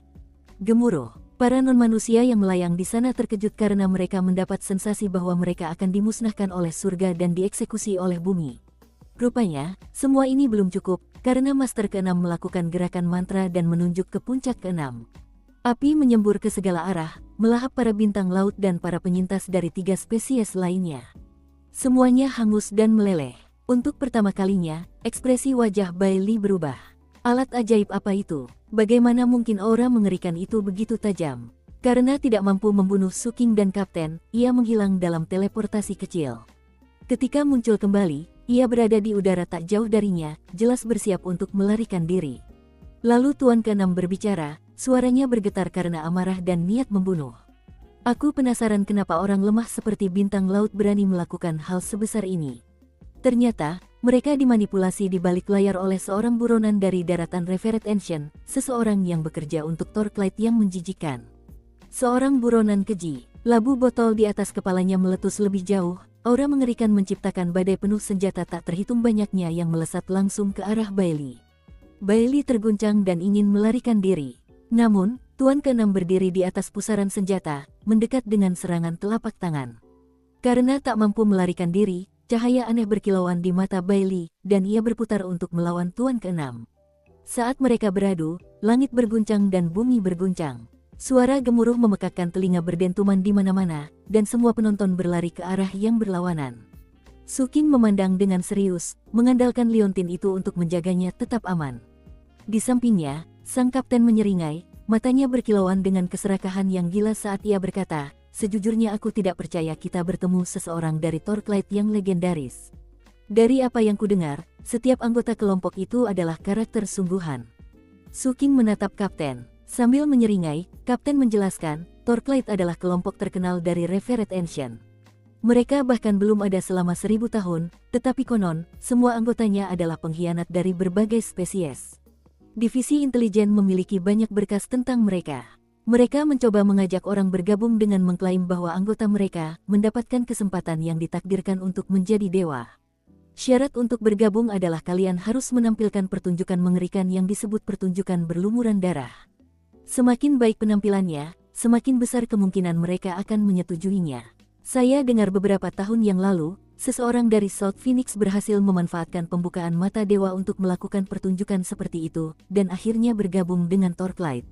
Sayang sekali mereka tidak pernah datang mencariku, kalau tidak, aku mungkin bisa bergabung dan melihat seperti apa kesempatan menjadi dewa ini. Apakah itu hanya cara untuk mengikuti kaisar kuno dan penguasa kekaisaran? Atau sebenarnya itu metode yang membuatmu berubah menjadi dewa? Aku sulit mempercayainya. Sama-sama, kata Su King sambil menyipitkan mata. Lalu ia mengusap kaligrafi sang patriark dan menatap Master ke-6 yang sedang bertarung dengan Bailey. Angin menderu di langit, tetapi teredam oleh dentuman memekakkan telinga akibat pertarungan antara Master ke-6 dan Bailey. Setiap hantaman yang dipertukarkan mengandung kekuatan yang dapat mengguncang gunung dan menguras lautan, dan gelombang kejutnya menghancurkan udara. Retakan memenuhi langit di atas mereka, dan sesekali pusaran muncul seperti lubang hitam, menyedot segala sesuatu di sekitarnya. Kilatan petir yang ganas bergerak ke kiri dan ke kanan seperti naga yang menggelegar. Para petarung bergerak maju mundur di medan perang, menggunakan teleportasi kecil saat mereka terlibat dalam pertempuran jarak dekat. Kedua petarung dengan santai menggunakan badai bagaikan kemampuan ilahi, melepaskan kekuatan mematikan. Sedangkan Bailey, tubuhnya diselimuti oleh ulat benang yang bergoyang tak terhitung jumlahnya, masing-masing mampu membentuk simbol magis yang akan melepaskan serangan petir misterius pada Master ke-6. Jika dia mati dengan saksama, sambaran petir itu akan terlihat jelas bahwa mereka terbuat dari ulat benang yang tak terhitung jumlahnya. Saat mereka mendekati Master ke-6, sambaran petir itu meledak, menciptakan celah spasial beku di udara. Dari kejauhan, celah beku itu tampak seperti kelabang putih yang tak terhitung jumlahnya. Master ke-6 sama mengesankannya. Setiap lambaian tangannya menyebabkan munculnya senjata-senjata tak terbatas, semuanya mematikan dan memancarkan aura mengerikan. Senjata-senjata itu berdenyut dengan kekuatan penghancur langit dan bumi yang dapat menghancurkan rintangan apapun. Namun, basis kultivasi Bailey setara dengan Master ke-6, jadi meskipun Master ke-6 memiliki labu botol yang luar biasa, Bailey tidak dirugikan. Lagi pula, Master ke-6 secara alami terampil dalam menempa peralatan, bukan berarti harus bertarung dengannya. Gemuruh bergema saat Bailey menggunakan teleportasi kecil untuk berada tepat di depan Master ke-6. Tangannya yang berkilat membentuk gerakan mantra, mengirimkan cahaya pedang yang membelah udara ke arah Master ke-6, meninggalkan celah besar di belakangnya. Ekspresinya berkedip, Master ke-6 mundur. Melihat itu, Bailey tertawa terbahak-bahak. Kau jelas seorang kultivator jiwa baru lahir dari sekte terpencil. Kau tak bisa membunuhku dengan alat sihirmu itu. Mungkin aku tak perlu lari dari pertarungan ini. Jika aku membunuhmu, aku bisa mengambil alat sihir tingkat tinggi itu. Itu hasil yang bisa kuterima. Bailey memukul dahinya, menyebabkannya gemetar. Kemudian, sebuah bisul besar yang mengerikan muncul di punggungnya, berisi pembuluh darah yang tak terhitung jumlahnya, masing-masing berisi cacing kremi yang menggeliat. Begitu muncul, bisul itu pecah, dan sebuah tanaman pun keluar. Panjangnya 9 meter, memungkinkannya menjalar di atas kepala Bailey. Tanaman itu berwarna merah darah, dengan 6 daun bergerigi, dan sebuah cakram bunga berbentuk segitiga di ujungnya dengan ribuan benang sari yang bergoyang. Simbol-simbol magis yang tak berujung mengalir melalui tanaman itu bagai darah. Aura suci yang luar biasa menyelimuti tanaman itu, menyebar ke segala arah dengan kekuatan yang begitu dahsyat hingga mata Su King perih melihatnya. Hal yang sama juga terjadi pada Kapten, hanya saja tatapan matanya kini tampak gila. Keilahian, gumam sang Kapten. Tanaman itu memang memancarkan keilahian. Dan keilahian yang begitu kuat. Begitu tanaman itu muncul, ia tampak mendongak ke arah labu botol lalu menggigil. Angin kencang bertiup, menyebabkan benang sari pada cakram bunga berbentuk segitiga itu terbelah, menampakkan wajah hantu yang ganas. Ia bermata merah tua yang jahat, dan saat ini sedang menyeringai ganas. Mari kita lihat mana yang lebih kuat, alat sihir tingkat tinggimu atau benih dewa senterku. Bailey tertawa terbahak-bahak, lalu melambaikan tangannya, menyebabkan segenggam pil obat terbang dari lengan bajunya dan mengenai wajah hantu itu. Pil-pil itu bukanlah pil utuh, melainkan seperangkat pil setengah jadi. Pil-pil itu tidak terbuat dari tanaman obat apapun, melainkan daging dan darah mentah. Di dalam setiap pil terdapat bayangan jiwa yang telah meninggal, semuanya menyerupai anak muda. Jelas, mereka adalah murid-murid pilihan dari berbagai tempat yang telah hilang dalam beberapa tahun terakhir. Setelah membunuh mereka tanpa ampun, Bailey menggunakan daging dan darah mereka untuk meramu pil obat, yang ke dalamnya ia memasukkan jiwa mereka. Pil-pil itu bukan untuk dikonsumsi sendiri. Sebaliknya, ia menggunakannya untuk memberi makan tanaman jahat ini. Adapun benih dewa, yang ia sebutkan, ia jelas membutuhkannya dalam jumlah banyak, dan itulah sebabnya ia datang ke Laut Terlarang. Akan terlalu berbahaya melakukan ini di daratan utama Revered Ancient. Tapi dia jelas berpikir bahwa, dengan kekuatan dan kemampuannya, dia bisa mengatasi kesulitan apapun yang muncul di sini. Sambil terus tertawa, tanaman itu melahap pil obat, lalu mendongak ke arah Master ke-6 dan mengeluarkan suara yang sangat unik.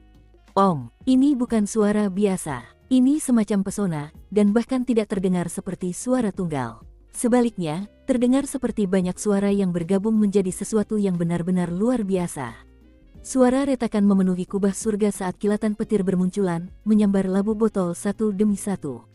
Hanya dalam beberapa tarikan napas, ratusan ribu kilatan petir merah muncul, membentuk simbol magis yang sangat besar. Simbol itu luar biasa rumit, dan tampak seperti tanda segel. Tiba-tiba, kekuatan labu botol itu lenyap. Setelah itu, Bailey tertawa terbahak-bahak dan melambaikan tangannya lagi, menyebabkan sesosok raksasa muncul di udara. Tingginya mencapai 300 meter, menyerupai belalang sembah raksasa, berwarna hitam pekat, dengan kaki depan setajam silet. Ini adalah wujud pertempuran, dan setelah muncul, Bailey menyatu dengannya. Saat itu terjadi, mata belalang raksasa itu terbuka dan ia menyerang Master ke-6 dengan kecepatan yang menyilaukan. Udara hancur berkeping-keping saat ia mendekat, mengangkat satu kaki yang seperti pedang untuk menyerang. Serangan pedang itu tampaknya mampu menaklukkan musuh sepenuhnya, dan ketika Su King melihatnya, ia tertegun, dan tak kuasa menahan diri untuk mengingat kembali jurus pedang yang pernah dilihatnya di kuil itu. Memang berbeda, tetapi mirip. Master ke-6 tak mampu menahan serangan itu, namun ia tetap terdorong mundur di udara, darah menyembur keluar dari mulutnya.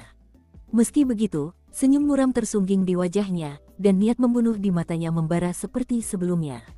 Aku tidak begitu pandai bertarung, tapi aku masih penguasa puncak-puncak ke-6 di Seven Blood Eyes. Dan keahlianku adalah membuat alat sihir, terutama yang besar. Setelah itu, Master ke-6 membuat gerakan menggenggam ke arah puncak ke-6. Kemarilah, puncak ke-6, yang sedang dalam proses asimilasi Pulau Bintang Laut, tiba-tiba kabur.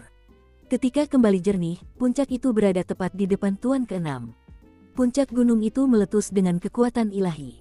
Semua perangkat magis berdengung hidup, dan puncaknya melesat ke arah belalang sembah raksasa, menyemburkan energi yang menyilaukan.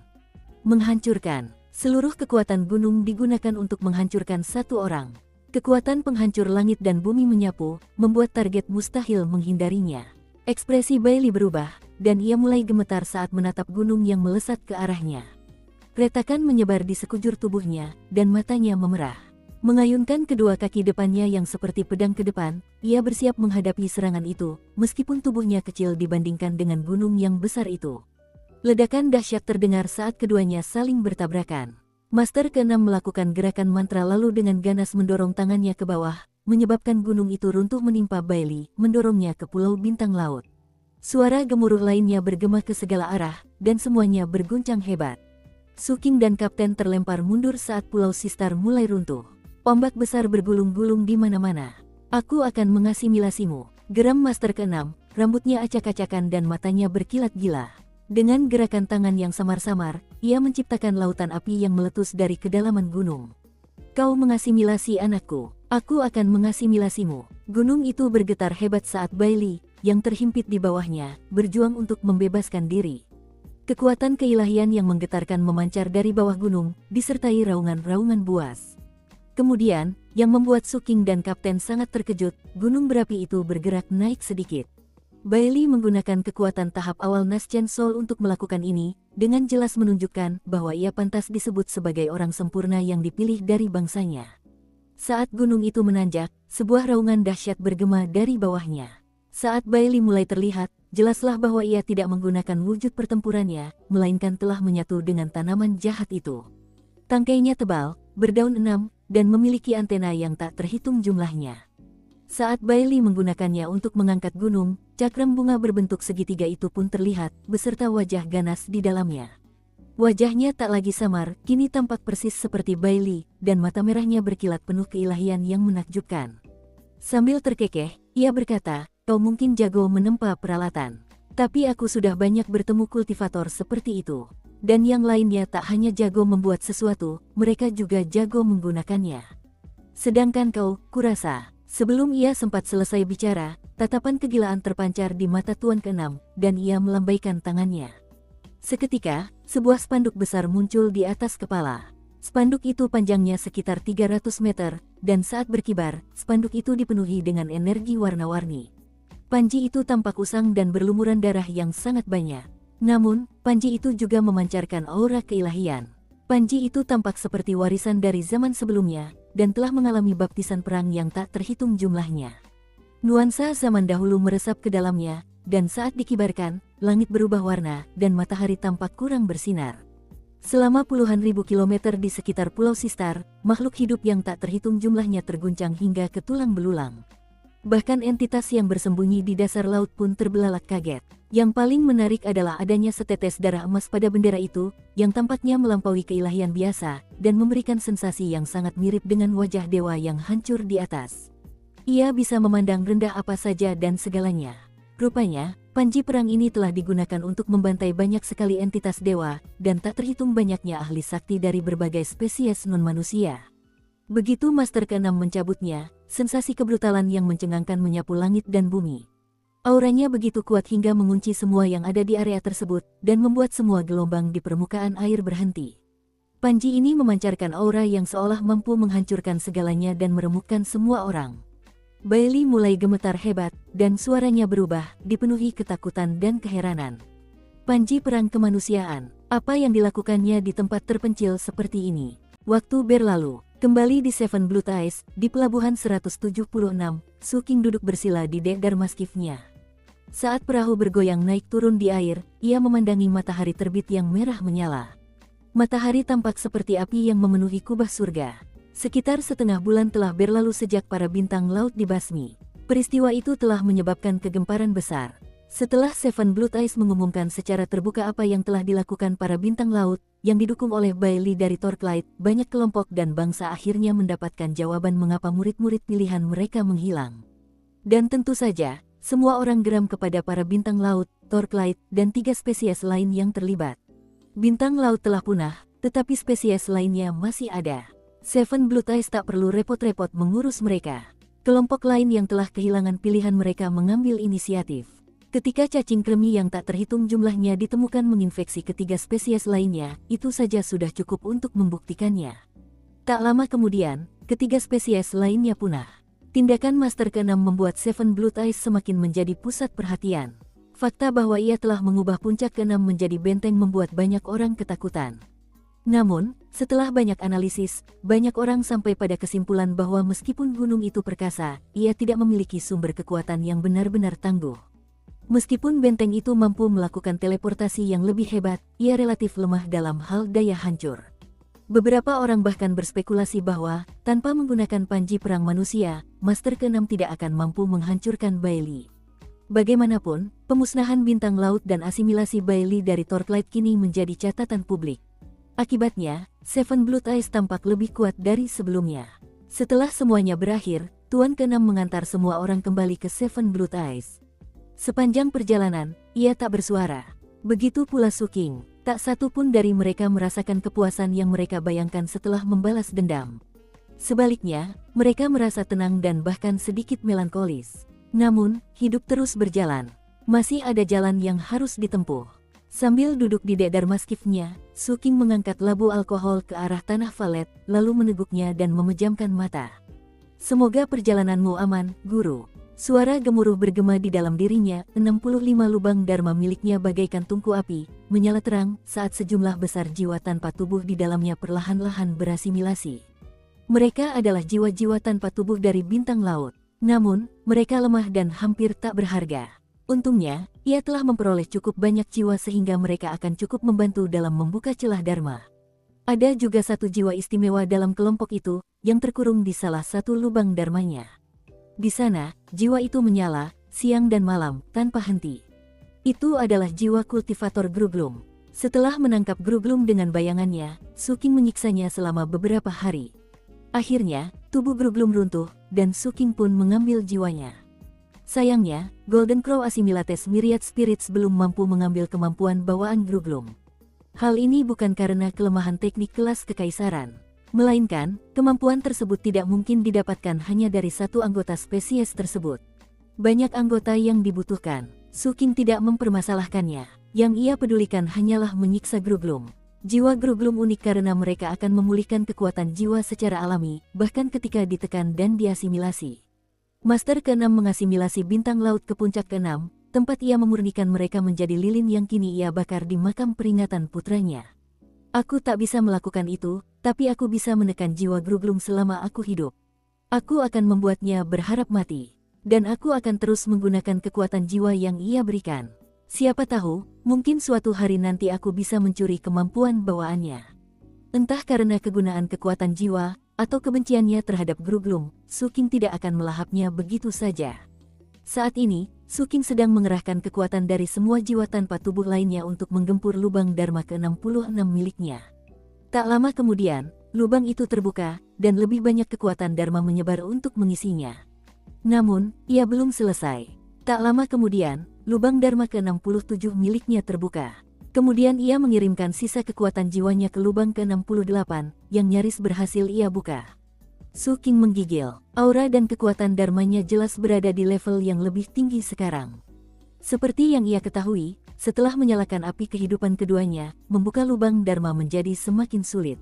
Terlebih lagi, jiwa bintang laut tidak utuh, sehingga ia hanya berhasil membuka 3 lubang.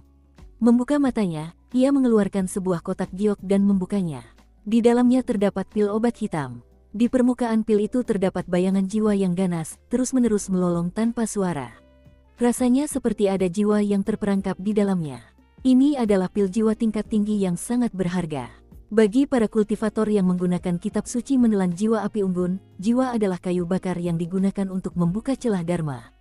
Hanya dengan membantai musuh dan mengekstrak jiwa mereka, basis kultivasi mereka dapat ditingkatkan. Namun terkadang, membantai musuh merupakan proses yang lambat. Karena itu, pil jiwa seperti ini sering digunakan untuk mendapatkan kekuatan jiwa dalam jumlah besar yang dibutuhkan. Misalnya, pil yang diberikan Wu Jianwu kepada Su King adalah pil jiwa, hanya saja kualitasnya tidak terlalu tinggi. Pil khusus ini telah diracik oleh Master ke-6 menggunakan sebagian jiwa Bailey.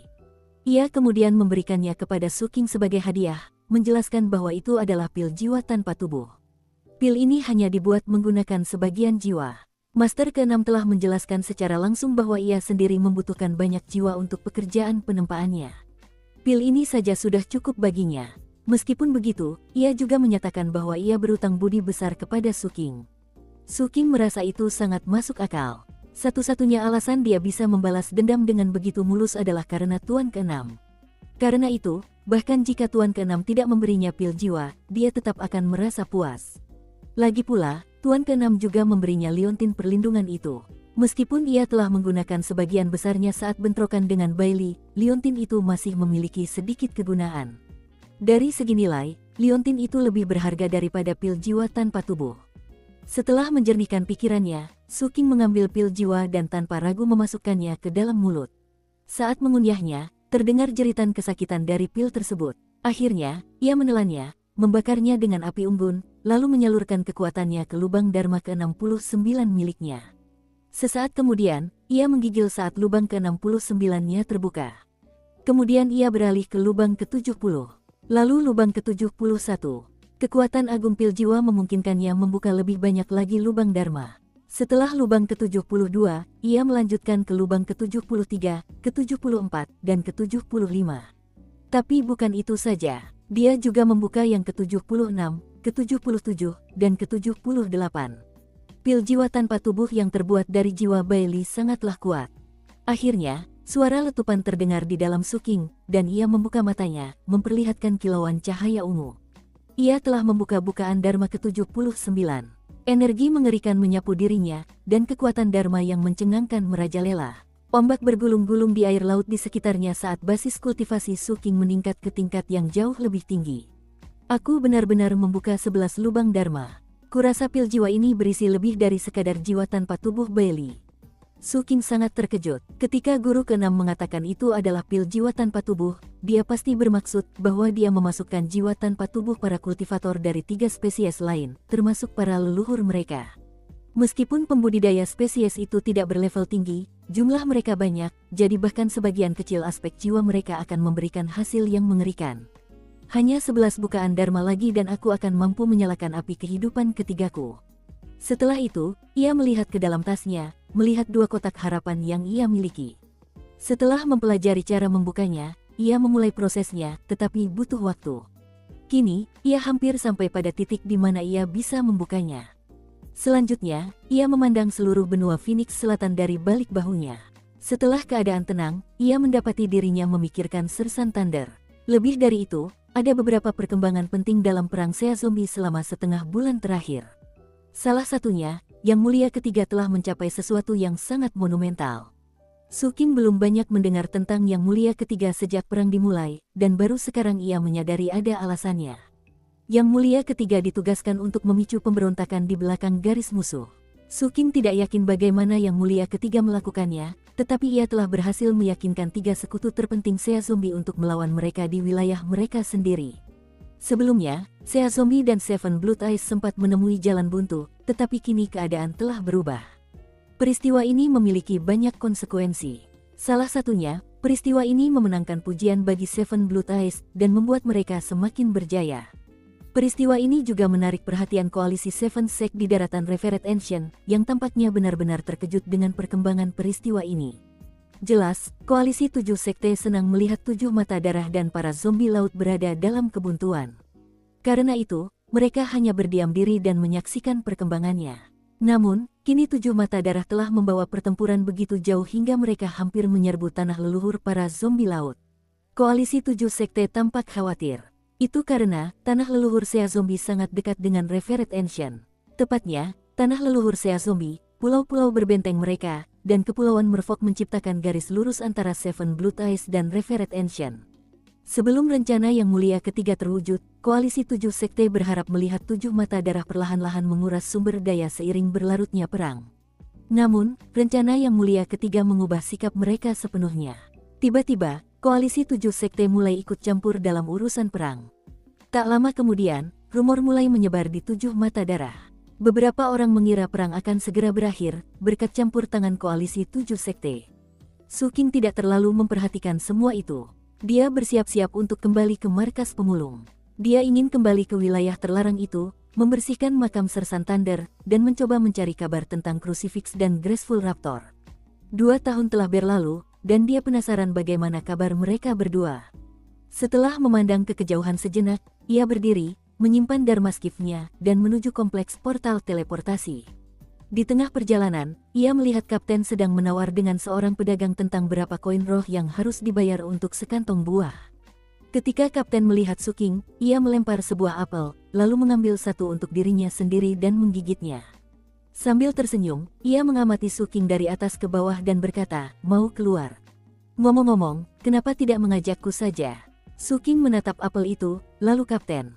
Ia menolak untuk percaya bahwa ini semacam pertemuan kebetulan. Sang kapten berdeham, memakan apelnya lagi, lalu mendesah dan mengangkat bahu. "Baiklah, kau berhasil. Orang tua itu memberiku misi lain. Aku harus mengawasimu selama dia pergi. Menjagamu tetap aman. Kurasa orang tua itu ingin sekali menerima murid baru, dan tidak ingin repot dengan semua tes dan penilaian konyol itu." Ketika dia melihat seseorang yang diinginkannya, dia langsung setuju. Lagi pula, sekarang dia ingin sekali menyelesaikan perang ini dan kembali. Sang kapten tampaknya tidak merasa bersalah mengkhianati Master Seven. Tatapan aneh muncul di mata Su King saat ia mempertimbangkan situasi tersebut. Setelah berpikir sejenak, ia memutuskan tidak ada alasan untuk menolak. Lagi pula, Sea Zombie masih memiliki hadiah untuk kepalanya, dan seperti yang ditunjukkan Chen Fei Yuan di Violet Lands, ada banyak orang yang menginginkan hadiah itu. Kehadiran kapten di sisinya saat ia pergi akan membuat segalanya sedikit lebih aman. Di saat yang sama, ada juga kemungkinan untuk menjadi gila. "Saya akan pulang sebentar," katanya. "Pulang? Kalau begitu aku jadi tamu." "Hahaha, baiklah, ayo pergi. Sekte ini sangat membosankan akhir-akhir ini, kita benar-benar perlu keluar dan menghirup udara segar." Kapten tampak lebih bersemangat untuk keluar dari sekte daripada Su King, dan memimpin jalan secepat mungkin menuju kompleks portal teleportasi. "Kau melakukan sesuatu, kan?" tanya Su King. "Kau mau keluar dan bersembunyi sebentar?" "Bagaimana mungkin?" jawab kapten sambil menggelengkan kepala. Setelah tiba di kompleks portal teleportasi, ia bertanya kepada Su King kemana tepatnya mereka akan pergi, secara pribadi menyesuaikan formasi, lalu menyeret Su King ke sana. Sesaat kemudian, mereka menghilang. Tidak lama setelah mereka pergi, teriakan amarah meletus dari puncak ke-6. "Chen Erniu, dasar bajingan kecil. Ada yang gak mau kamu kunyah." Aliran kehendak ilahi menyapu puncak ke-6 dan memenuhi ibu kota, mencari jejak kapten. Semua sia-sia. Di sebuah kuil di sisi belakang puncak ke-6 yang berhutan, Tuan ke-6 berdiri dengan muram menatap lorong yang sengaja disembunyikan. Hanya anggota eselon yang bisa melakukan hal seperti ini, dan hanya 3 anggota teratas. Hanya mereka yang bisa menerobos formasi mantra puncak ke-6 dengan cara ini. Terowongan itu mengarah jauh ke dalam puncak ke-6, yang merupakan inti dari benteng pertempuran. Sumber kekuatan sejati puncak ke-6 adalah sebuah rahasia, dan disembunyikan oleh kabut yang akan menyulitkan siapapun untuk memahami sifat aslinya. Namun Tuan ke-6 dapat melihat semuanya dengan jelas. Dan di kaki sumber kekuatan itu terdapat bongkahan yang hilang dengan bekas gigitan di tepinya. Apakah Chen Erniu seekor anjing di kehidupan sebelumnya? Dia akan menggigit apa saja? Tuan ke-6 mendesah. Berusaha keras menahan amarahnya, ia mendongak ke sumber tenaga yang tersembunyi di balik kabut. Bocah cilik itu pasti sudah melihat semuanya. Dan aku yakin dia sudah menebak yang sebenarnya. Meski begitu, dia tahu kapan harus tutup mulut. Lagi pula, dia pasti menyadari bahwa saat aku menghancurkan Bailey, aku berhati-hati untuk tidak menyentuh sumber tenaga inti. Tapi kalau dia tidak bisa tutup mulut, sang patriark akan mengulitinya hidup-hidup. Di sebelah timur South Phoenix, di Anlerville, sebuah portal teleportasi berkilauan dengan cahaya terang saat Suking dan Kapten muncul. Seperti biasa, Suking menyamar, begitu pula Kapten, yang tampak seperti pria parubaya. Saat ia berjalan keluar dari portal teleportasi, kakinya tampak gemetar. Suking terkejut. Kapten, kenapa kau gemetar? Gemetar, aku tidak akan pernah. Kau berhalusinasi, Suking. Sambil berdeham, Kapten menepuk pahanya. Suking tidak mengatakan apa-apa. Tidak perlu banyak imajinasi untuk berspekulasi bahwa Kapten pasti telah melakukan sesuatu yang besar di sekte itu. Dan itu pasti sangat besar. Kalau tidak, Kapten, yang terbiasa melakukan hal-hal gila, tidak akan gemetar lagi. Namun karena Kapten tidak ingin membicarakannya, Suking tidak akan mengorek informasinya. Setelah meninggalkan portal teleportasi, ia melihat sekeliling Anlerville, yang tampak familiar sekaligus asing. Ini adalah tempat yang sama yang ia lewati setelah menghancurkan sekte prajurit Vajra Emas. Mengenang masa-masa itu, ia memimpin jalan menyusuri kota. Meskipun tempat itu dimiliki oleh Seven Blood Eyes, lokasinya terpencil dan dikelilingi medan terjal. Karena itu, tempat itu jauh lebih kotor dan lebih semrawut daripada ibu kota. Hal-hal yang berbahaya dapat terlihat di mana-mana, dan di sebagian besar sudut jalan, sosok-sosok kurus kering berkerumun, menatap kosong ke langit. Tekanan yang terus-menerus seolah membebani segalanya. Selama mereka berjalan, tak seorang pun membuat masalah bagi mereka. Meskipun tempat-tempat tak ramah seperti ini biasanya dipenuhi orang-orang yang kejam, orang-orang itu juga ingin tetap hidup, dan mereka tidak bodoh. Orang-orang seperti itu biasanya secara naluriah tahu siapa yang bisa mereka ganggu dan siapa yang harus mereka hindari. Suking dan Kapten adalah yang terakhir. Apa kau tidak penasaran, Suking? Tanya Kapten saat mereka tiba di gerbang utama kota. Ia mengeluarkan sebuah apel dan menggigitnya. Ia tampak sama sekali tidak peduli dengan keadaan di sekitar mereka, dan lebih tertarik pada mengapa Suking tidak bertanya apa-apa. Aku penasaran, kata Suking, tanpa repot-repot menoleh ke belakang. Setelah meninggalkan Anlerville, ia melihat ke arah kota tempat ia tinggal selama lebih dari 6 tahun hingga mata dewa di atas terbuka dan mengubah tempat itu menjadi wilayah terlarang. Anlerville tidak terlalu jauh dari kota kecil itu. Kau sama sekali tidak terlihat penasaran. Ah, terserahlah. Mengingat kau dulu bekerja untukku, dan juga berutang 50.000 batu roh, kurasa aku bisa membocorkan rahasianya. Menatap diam-diam ke kiri dan ke kanan, ia merendahkan suaranya dan melanjutkan, sang patriark terlibat dalam permainan Go yang sangat rumit. Aku tidak bisa mengatakan lebih dari itu. Kalau aku melakukannya, sang patriark pasti akan mengulitiku hidup-hidup. Oh, kata Suking. Lalu ia mulai bergerak lebih cepat. Ia tidak berencana pergi ke kota yang hancur itu. Tidak ada apapun untuknya di sana, dan lagi pula, selama insiden prajurit Vajra Emas Patriark, ia telah menyelesaikan masalah dengan para Grue di sana. Tidak ada gunanya pergi ke sana. Sebaliknya, ia menuju ke markas para pemulung.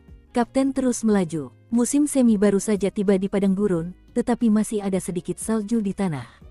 Dan angin tak mampu menahan sedikit pun kehangatan musim semi.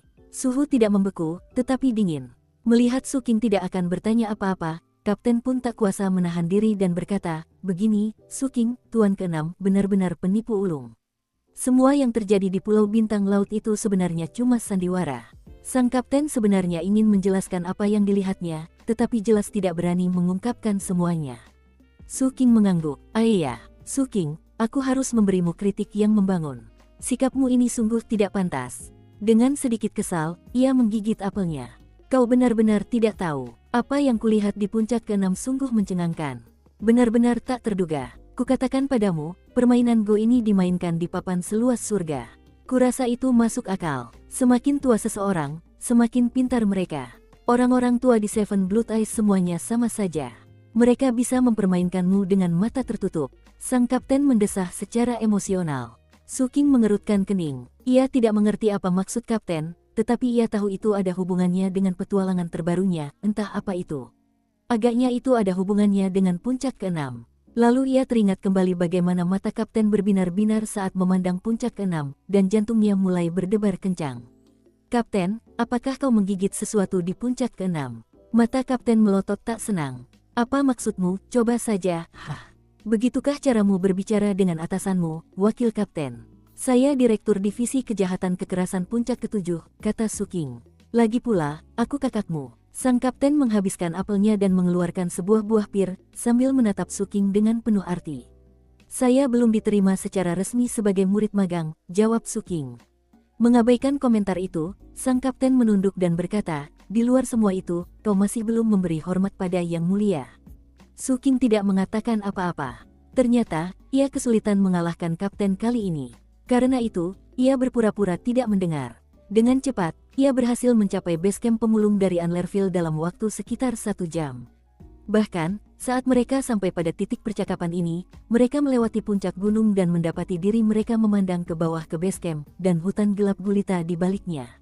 Dari titik pandang ini, wilayah terlarang tampak tertutup awan hitam, di dalamnya petir menari-nari, sesekali menyambar ke dalam hutan di bawahnya.